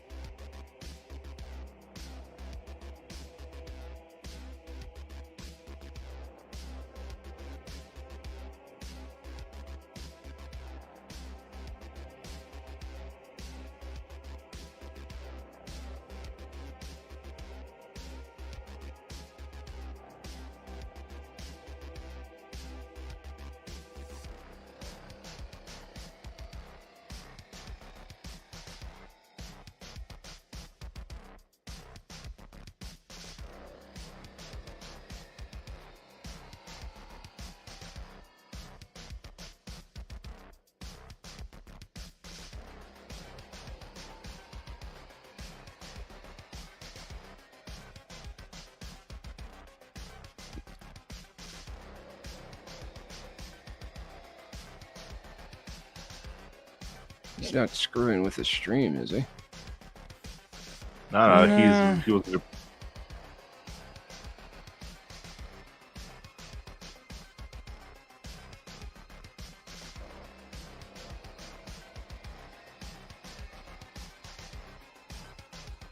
Shall be entertaining. Well, I'll have to ask about it after this situation is done. Yeah. true.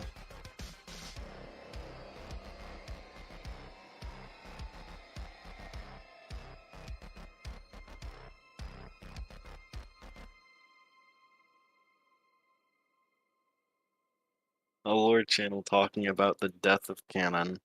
Bold strategy, Jim. Let's see if it pays off. Bold strategy, Captain.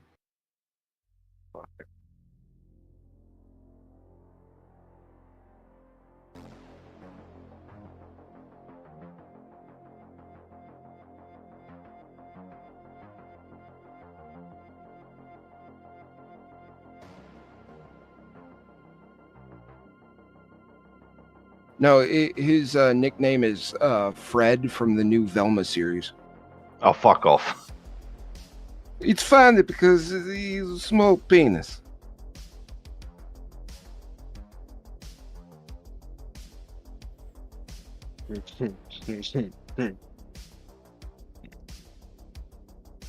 Yeah.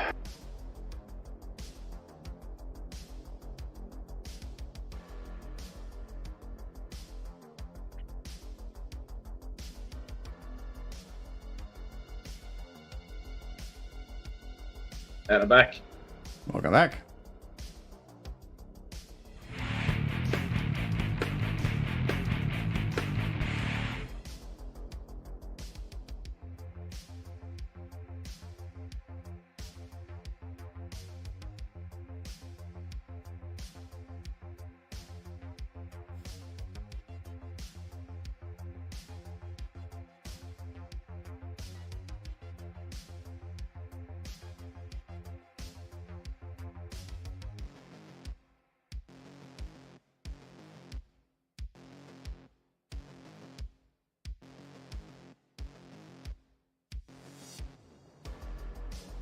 Of transforming.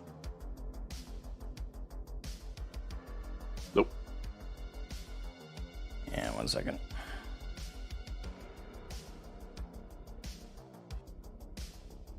So.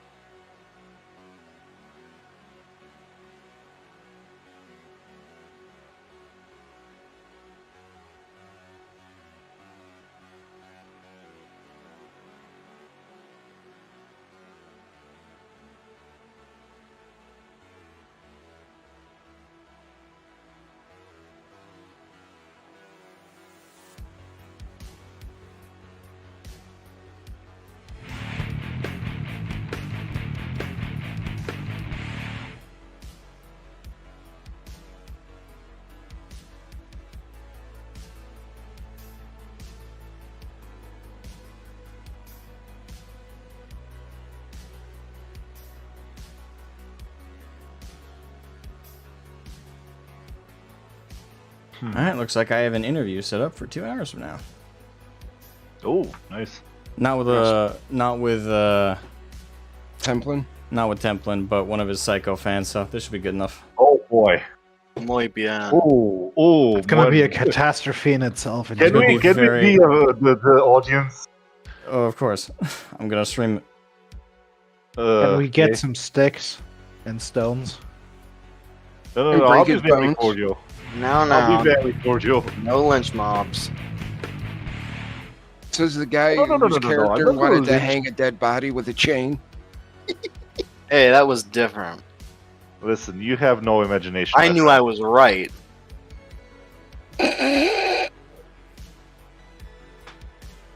I have a bad feeling about all of this. So Ugh. anyway, I have a great feeling about it. This is.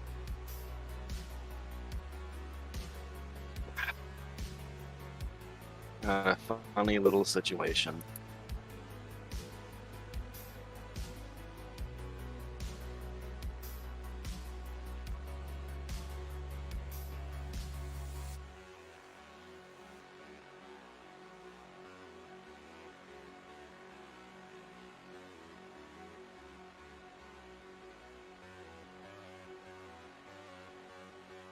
Uncooked popcorn should be able to pop it live over that dumpster fire. Oh yeah, definitely.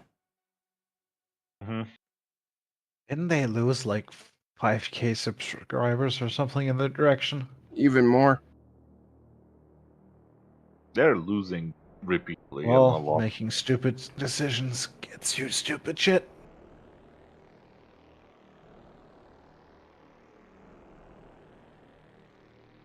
Fucking tourists. Oh yeah. Yeah, they're down to 528. Oh, That's On rough, what, buddy. 550 Yeah. or what? for They were at 540. 535. Yeah, Mm, they're that's- hemorrhaging. That's pretty bad. And of course, everybody who's leaving is a bigot. You know that, right? Of Oh, yeah. course. Oh yeah. But does it really matter how many subscribers they're losing when like their videos only get a third of their subscriber numbers and all? Yeah, yeah. You know, they have all these subscribers, yet somehow only a third of them actually do anything I have a or actually watch question. their shit. Yeah, you'd be. Why do they have so many subscribers from just reading off wikis? Well, because the woman actually made it was actually pretty dang good. Yeah, the lady Sure. that they had was. A lot of people liked her. Oh, still, I can do by That's the myself difference. reading the wiki, you know. Well, the difference is that your voice doesn't sound nice. No Yeah. offense. Well, I'm not working in a sex shop, so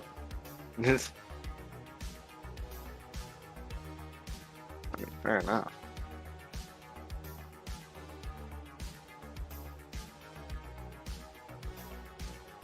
some people have to earn their money with their voice. I do not envy those people. Bro.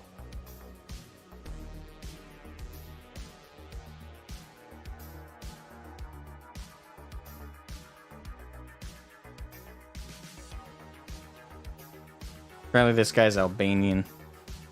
Oh, okay. Please. Oh my god, I want to be in this conversation so much. No balkaning.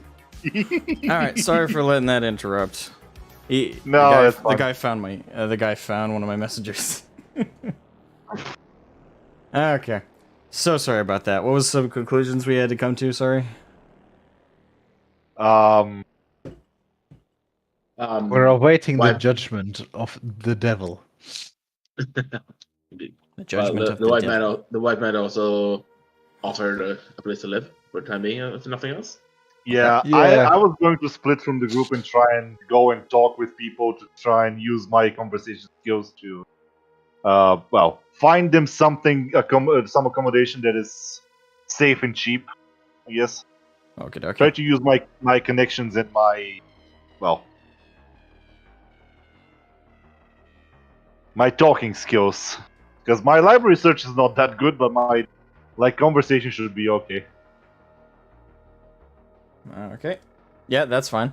For looking through your contacts or direct, like, in-person stuff. Because you still haven't run into Teresa, and she's going to be in the area. Oh, I'm going to go to Teresa to talk to her, see how she's doing, and make sure she is she knows that the girl was found, so she doesn't worry about it. Also, wait, how? Can you describe Teresa to me? Teresa is she's mid-20s, young, half black, half white girl. She's gonna have a really long twin braid in the back of for her hair.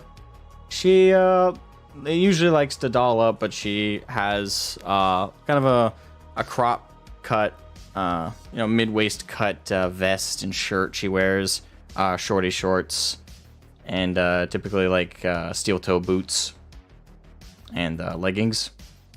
She's part of the Mox gang, if you know what that is in the city. They're kind of a gang that they're the youngest gang in Night City, in the sense that not even really a gang that much as they're a group that call themselves a gang, made up I of. don't think they call themselves a gang. They're mostly just, they're just taking care of each other. Yeah. More or less. They're basically they formulated to protect themselves from Johns and stuff, because they're made up of pros and dolls. Well, mostly pros. Yeah. I mean, I was asking because I want to figure out what kind of relationship I have with her. Because, my character has kind of a, Dog. You probably met her when going to one of the clubs and mistook her for one of the dancing girls, when in fact she's security. well, I was still going to try, and I would have tried and, got her on my good side. Maybe have a relationship with her, and, like, casual, basically. You might have a casual fling. Okay, so I know how to go towards that. Okay. Ain't nothing but a horn dog. Alright, let's get back to the session since I have less time now. All right. Everybody ready to go? Yep. Yeah, boy. Alright, so we're back to it. You guys are now traveling with White Man and CK further into the city. You guys are now very much leaving the Corpo district. Now you're heading to more of like as middle income comes in Night City, as close to it as it gets, you're going to that side of town. The cheaper area of town. Yeah. It's not quite the seedy underbelly where the most hardcore of gangs rule like with an iron fist, but it is where things get a lot less controlled and orderly by the Corpos and the the Night City Police Department. And Militech. Uh-huh. Oh gosh, I hate Militech so much. Fuckers. They're worse than Arasaka. Okay, let's not go that far. Right. So as you guys travel through the city, it's pretty busy traffic. You guys catch a bus here and there between the destinations to get a much better ride. And you guys are delivered off in a residential kind of apartment district in the Midtown area. This is where White Man lives and CK has his apartment. Yeah. Here we are. Nice. So, Not thrilling. how dangerous nice. is the area we're in? Moderate. There is regular patrols by the NCPD, and they do have their more hardcore units on standby in this area, just like they do for the Corpo district. So you're in a fairly safe part of town. It's not that the gangs don't operate at all, but they have to operate more below the radar here, as opposed to the more outskirts of town where the NCPD don't really bother unless they're directly called, and even then it's a pretty slow response. But in this part of town, you're not too far from the NCPD depots. Okay, so here you can actually expect help to come before you die. Yeah, your standing might affect if they actually help you or not, but yeah.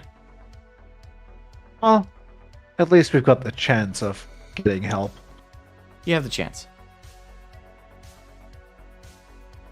Okay, a thing that I would like to check while we're going through that area is what kind of street dogs are in the area. If I can recognize any and remember them, Street dog. just so I know where we need to go if shit gets real. You mean Ripidox? Yeah, Ripper Dogs. Oh, okay. In this particular side of town, there isn't one directly in the apartment complex area you're walking through, but you can ask CK or White Man. Well, actually, I would have gone by now. I would have Oh, right, told Long Shot and would have left to deal with my shit. Okay. So Well, you can now- ask White Man. Whiteman, do you know any Ripper Dogs in the area, just in case? I mean, Paladin can put us together if she's fine, but if she gets fucked up, it's good to know where at least we could go. Ripidox is a cybertech engineer, right? Yes. They are mostly taking care of anyone who has at least some eddies. Yeah, I was more wondering about specialty of tech, but yeah.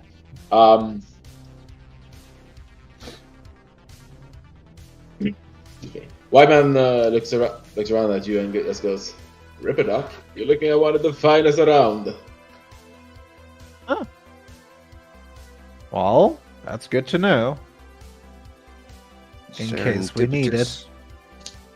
Serendipitous. Some of the others might need some services like future.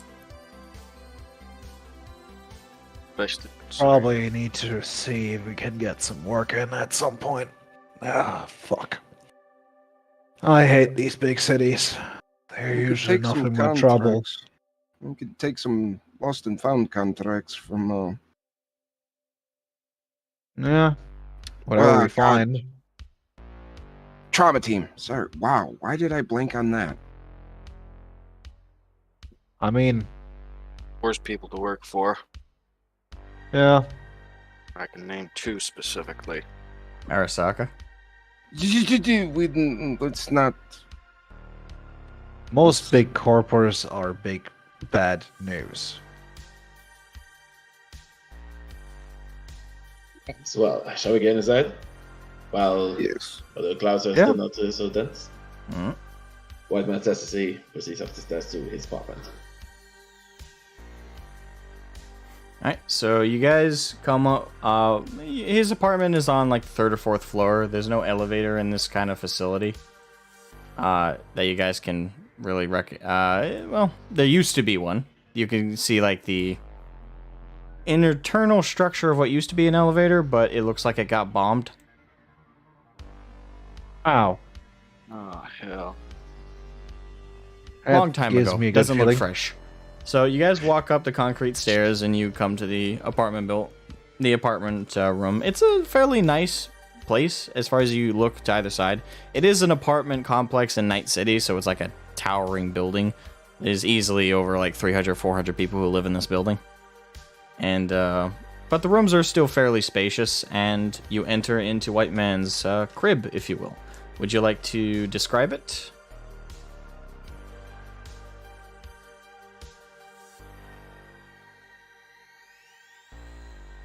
Hello? Hello? That's it. White Man? Hello? Yeah, I'm here. There was something that came up with that was really loud. What did you say? Okay. Sorry. They just entered your crib, so to speak. What does it look like? Rather well tended to. You don't. There is. Excuse me. There are. It's somewhat sizable. Primarily just 3 rooms in a kitchen, and two of the rooms are completely dedicated to tech development and creating and building and things like that. And then the third room is for. Excuse me. The third room is for social gatherings and watching TV and sleeping. It is. There's a chaos, but there's that sort of organized chaos, you know? There's a purpose behind the madness. Well, You don't see any dust. There's nothing broken or damaged.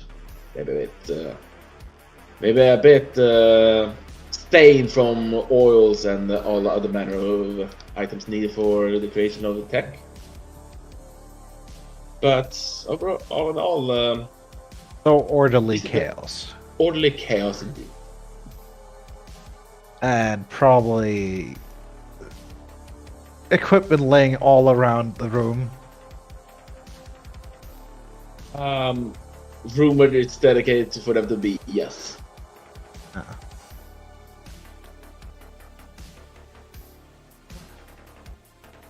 Like you might find a wrench on the floor, but it's not going to be in any other floor, in any other room than the ones dedicated for the stuff.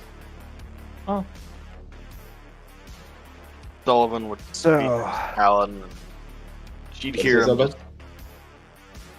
Sullivan would just be right next to Paladin, and she would just hear him audibly mumble, "I've raided this."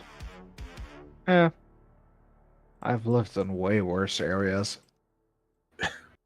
There's a roof over this one. That's a good sign, usually. I used to live in tanks. I'll take it. Well, I appreciate Oh, you can say at least tanks have the security it built. it. Until it gets ammo racked. Well, then don't get ammo right. Whiteman seems to is within earshot of all this, but he pretends like he's not hearing a single thing. Come on now, my friends. Step inside. I'm gonna Get sit comfortable. down in a corner and just grab my rifle and start cleaning it. Yeah, I'm gonna follow him and start cleaning my weapons, getting them ready. All right. Sullivan would. Well, he'd be in the same general area as the two and do the same with his pistol. I'll go into gun cleaning mode. Hey, we got downtime. We gotta use this. Every last one of you, apparently.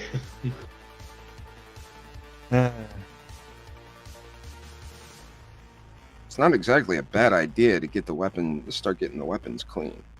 Yeah. All right. So all of you roll me weapons tech. Ray.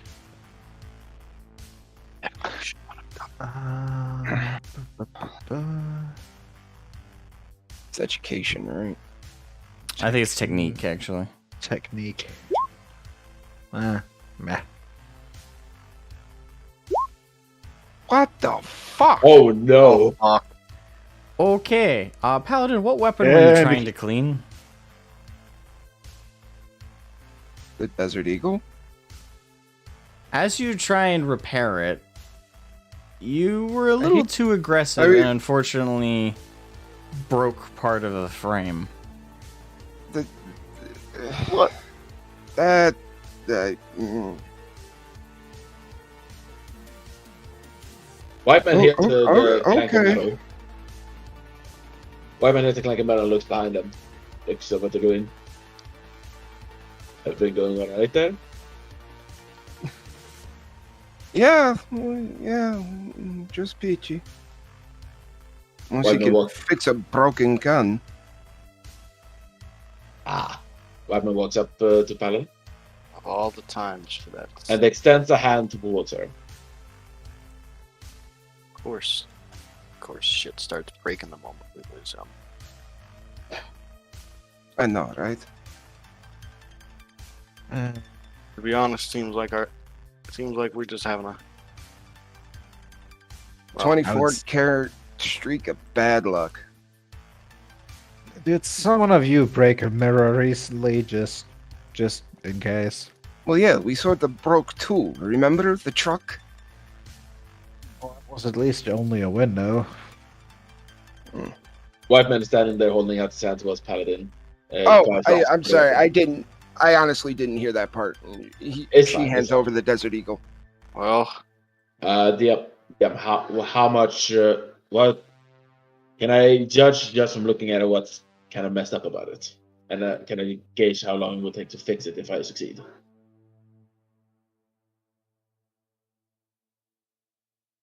Asmo? Sorry. What was that?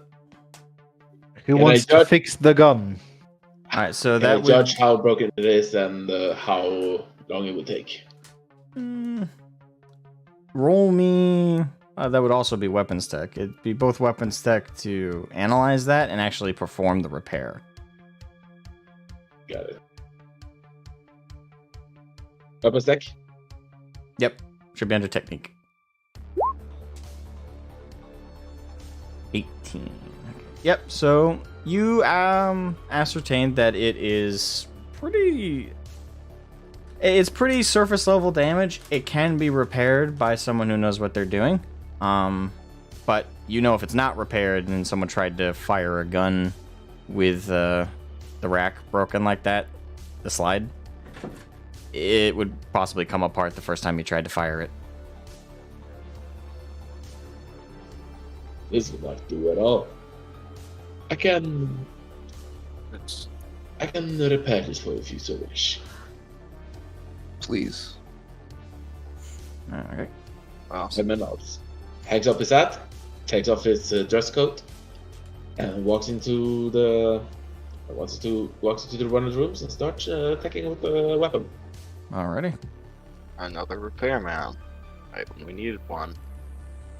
We've Listen, been I'll make having a sure- Bad luck in this case. Listen, I'll tell you if he starts getting around explosives this time.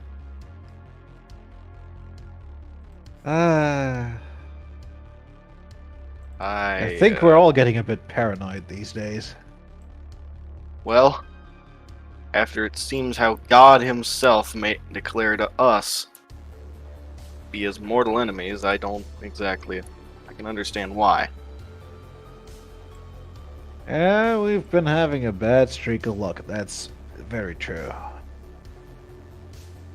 Even though I cannot actually see what we did, that was so enormously shit that we got the cake from the High Man.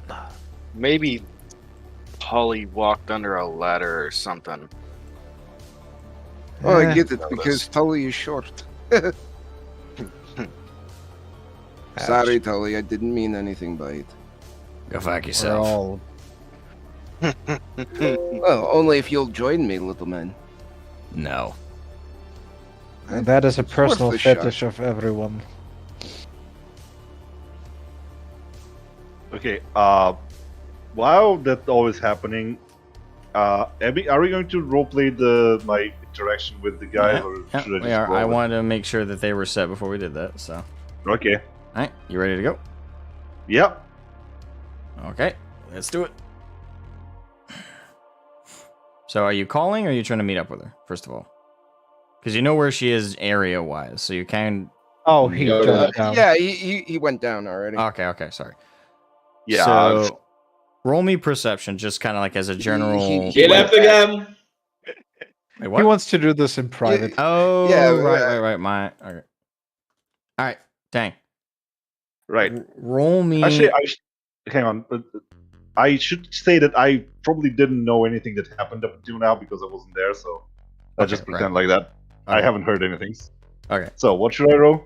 Roll me perception, like just for like a general perception. So while you're looking for her, it will help me judge how long it takes you to find her. Right. Hang on. Awareness, perception.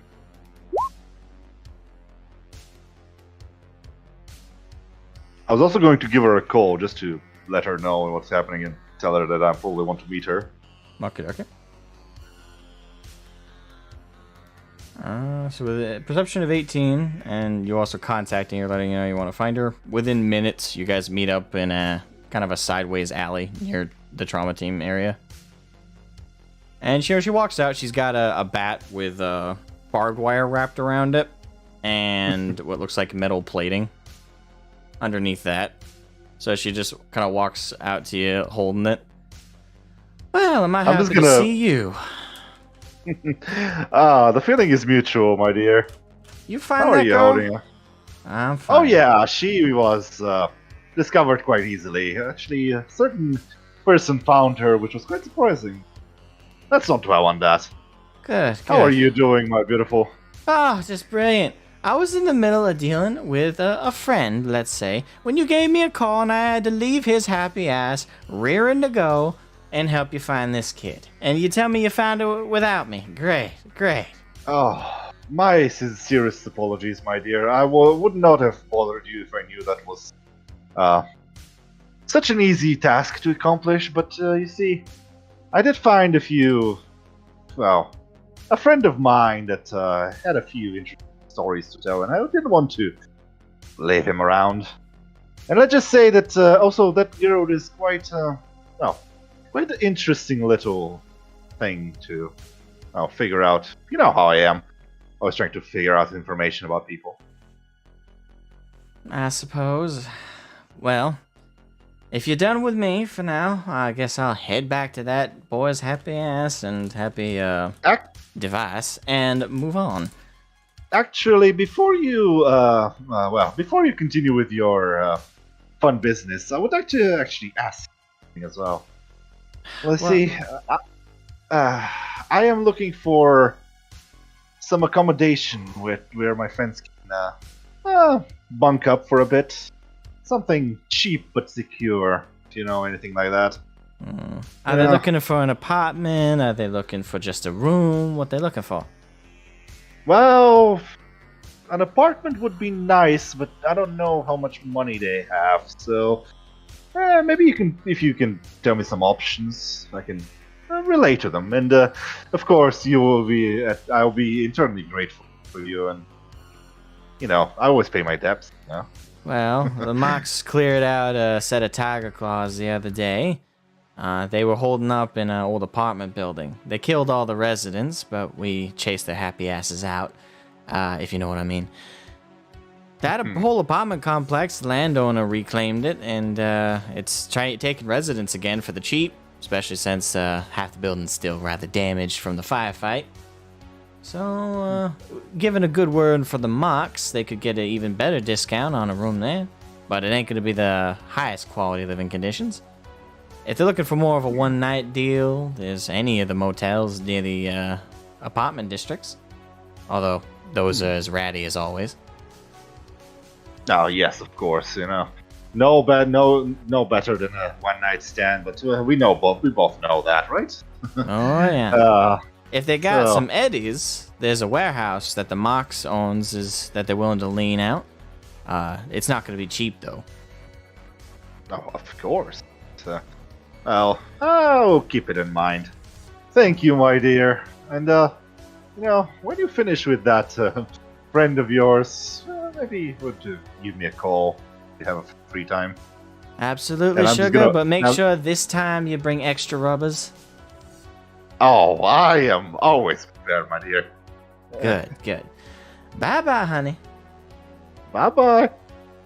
Right, and as she walks away, and I'm sure that she's, gone, I'm gonna give Longshot a call. Alrighty. So we have to return back to the chat. Yes. Alright, let's go. Hello. We are back, and Tang, you are calling Longshot. Yes. Pervert Hotline, how can I help you? Oh, you're always the joker. Anyway, where are you exactly right now? White man. Ah, yeah. You see, I may have found you an accommodation to, sleep in for a while. I think you would like it. It's kind of cheap and secure, so I think you should be happy with it. Which part of town is that? I'm gonna just relay to him which part of town is it. He's gonna tell him. I'm not gonna say what exactly happened. I'm just gonna tell him the general location. I wanna Google pretty much just where the fuck that would be. Oh, come on. Don't you trust your old friend? You know I'm not going to put you in a bad situation. I do trust you, but I have no clue where the fuck I am. Oh, come on. I'm gonna show you around. Don't worry about it. Actually, I am going to come to visit White Man. I really wanted to figure out what he was on about and where he lived. So if you can give me an address, if you don't mind. I'm gonna give him the block. Wherever we are right now, and then probably gonna tell the others that CK has found us somewhere to sleep for a long accommodation.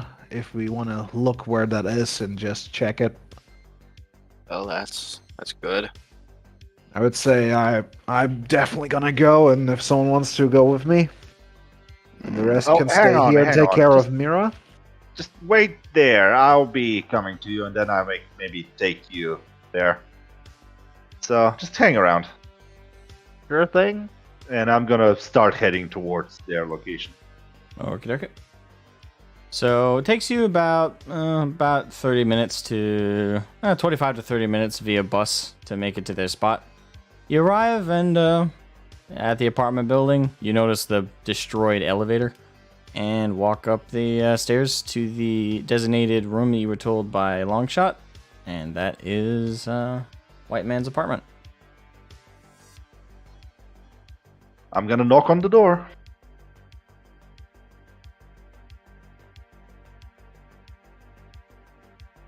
Can we just open the door? Yeah. White man looks for the little people and lets you in. I'm gonna peek out of the door and look at CK. We have no pretty ladies here. I'm very sorry. Oh, come on, just let me in, you. Yeah. Anyway, can I come in now? Sure. Alright. So, this I'm is gonna your look at little the others. So, my German friend here, he's found us something. I'm not quite sure what, but I'm curious. Well, let's just say that my friends have found an apartment that you can use for the time being. Yes, If you- that doesn't of course, sound it's like not- a trap at all. Well, How it's not gonna be the best accommodation, but it's gonna be cheap at least, and I can assure you that it's gonna be, well, safer than most. Well, we literally don't have the money to get anything more expensive right now, so beggars can't be choosers, I would say. Agreed. Yeah. So, you know in which part of town that is? I do. Well, I should do, right? Yeah, As you well. know. Yeah, I know. So yeah, I know how to get you there. So shall we head there, or do you have anything else to do? And you gave them all the options, correct? Yes, I gave them all the options. Okay. Just double checking. Yeah. I told them Okay. what the options are, but I was going to, well, give my word that I think the apartment is the best option. Okay. Yes. Okay.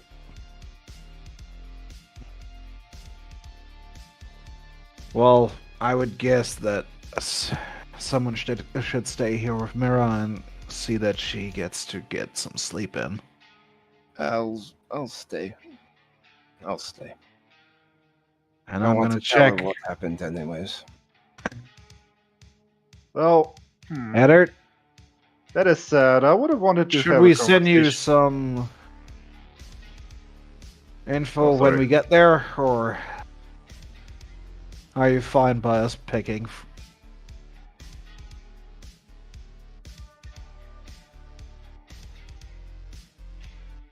Are you asking Eddard, right? Yes. Alright, Eddard, well, you know, Mira's been they've both been kind of quiet and kind of settling in. You can tell they're both still absorbing a lot of what's happened, and they haven't felt too social, even though they're with you guys. They're kind of traveling Yeah. with you guys kind of quietly, but you address them, and they both kind of perk up and go, we'll defer to you guys. Well, okay, before we leave, I'm going to look at Paladin and I'm going to say, so you're going to stay here. Well, that is sad. Would have liked to have a conversation with you, but perhaps later. You're not Sure. my type. Oh, no, don't take me wrong. I just wanted to, journalistic stuff. I always try to find, stories. I like learning about people. You see, giving their personal stories. Maybe I can say more about them, give them some advice. You see, kind of something like that.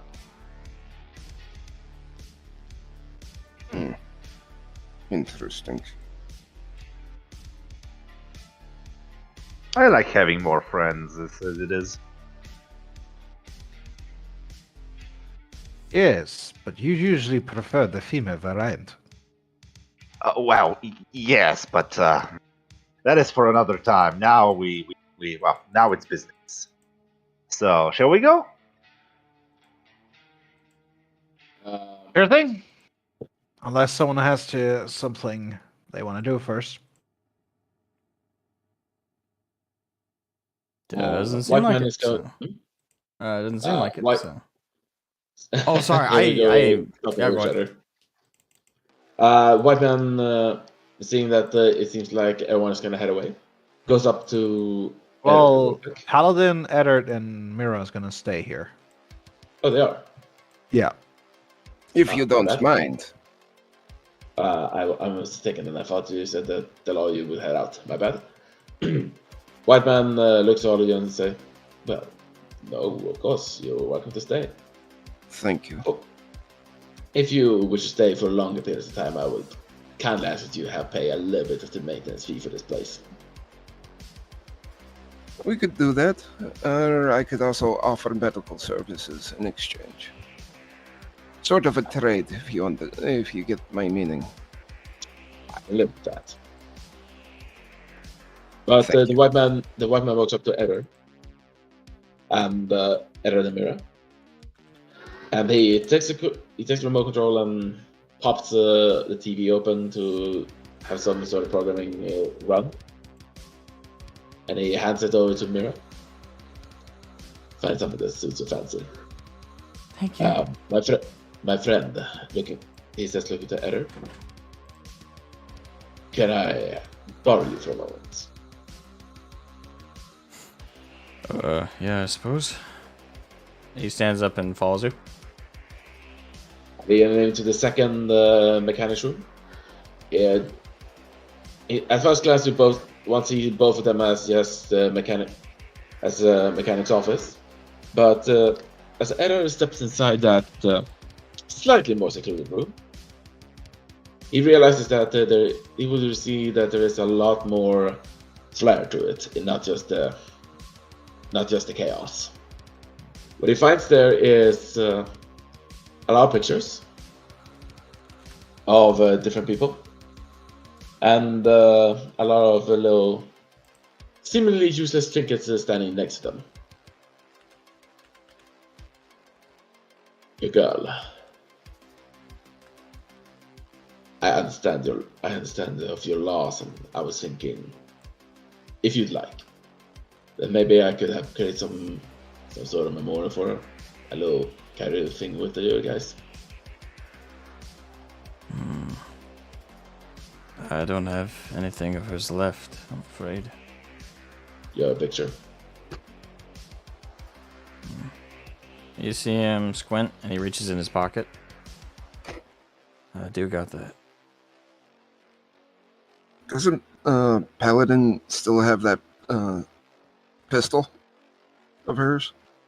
Yeah, I believe you do, yeah? Yeah.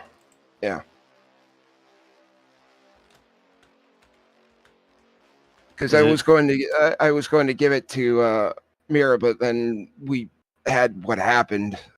Yeah, so I still have it. Anyway, White man looks to Eddard and gestures towards the things on his table, which mostly needs to be scrap, but someone of his own capability should know that there is yet again reason to the madness of all the things he's gathered. But he says, "Your woman. What to find her?"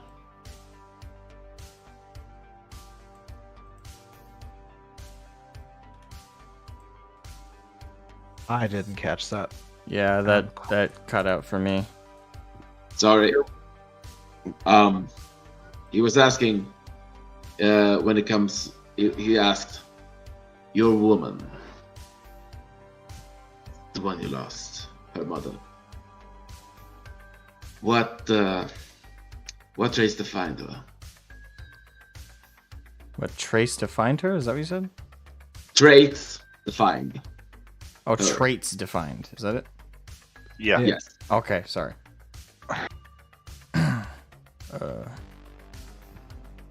Strength, kindness, beauty, perfection. Well, as close as a human can be, I suppose. Sorry if that's not too specific. But I think of those words, I think of her face. White man tilts his head a little bit. One cannot see his facial features. And and with a slightly more, if one can say it like that, as a glad but still somber tone, he asks, "Do you think she would have what is a memory to be preserved in any particular way?"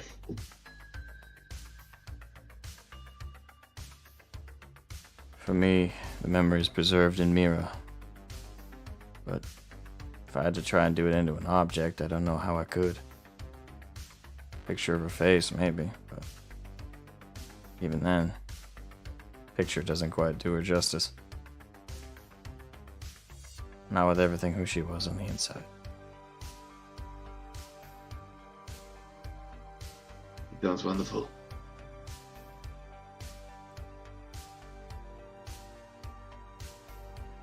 Did she hold any particular, how does one say, personal morals, beliefs, philosophies? She believed in a religion. About a machine goddess or god, I believe.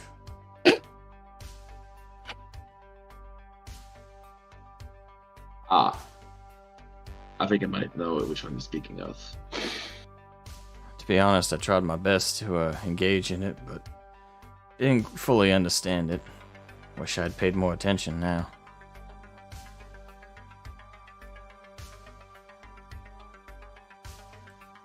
Did she ever speak in a strange language you could not quite comprehend? Yeah, all the time. Then I think I know them well. I think the little girl deserves a reminder of her late mother. How did she pass? She did not know herself. She was killed in a nuclear blast, but the blast didn't kill her. She was crushed underneath rubble.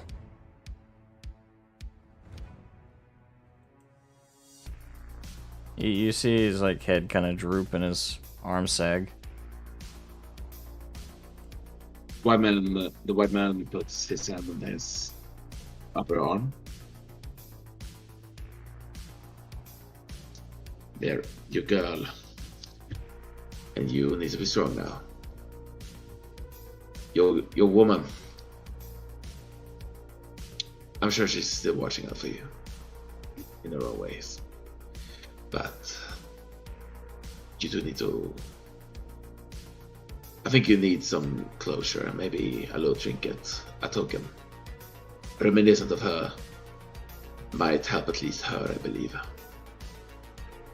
Kids tend to like these things in my knowledge.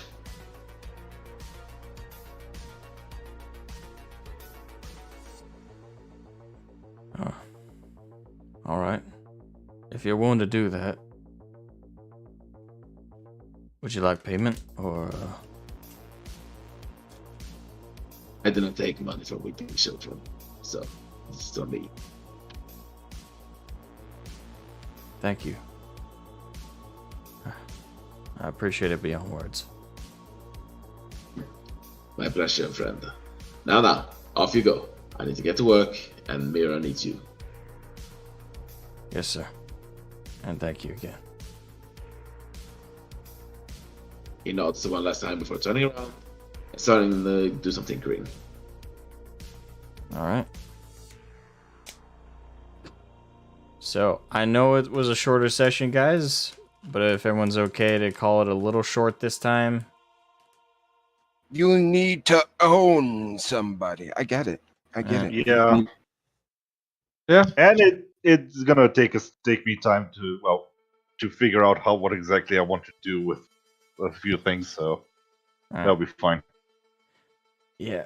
So thanks so much for everybody for watching. Hope you guys enjoyed this stream. Hope you guys enjoyed the session. I know it was shorter. We had a bit of a interruption in the middle there during the intermission.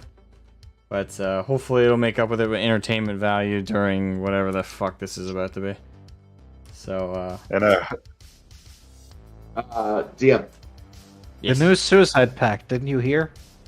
Suicide Pact. DM. Do you have a quick moment to discuss on the side? I want to just bring a little thing up by you, Yeah, sure. if you have time. Great. All right, but yeah, good session, folks. Yeah. Yeah. See you soon.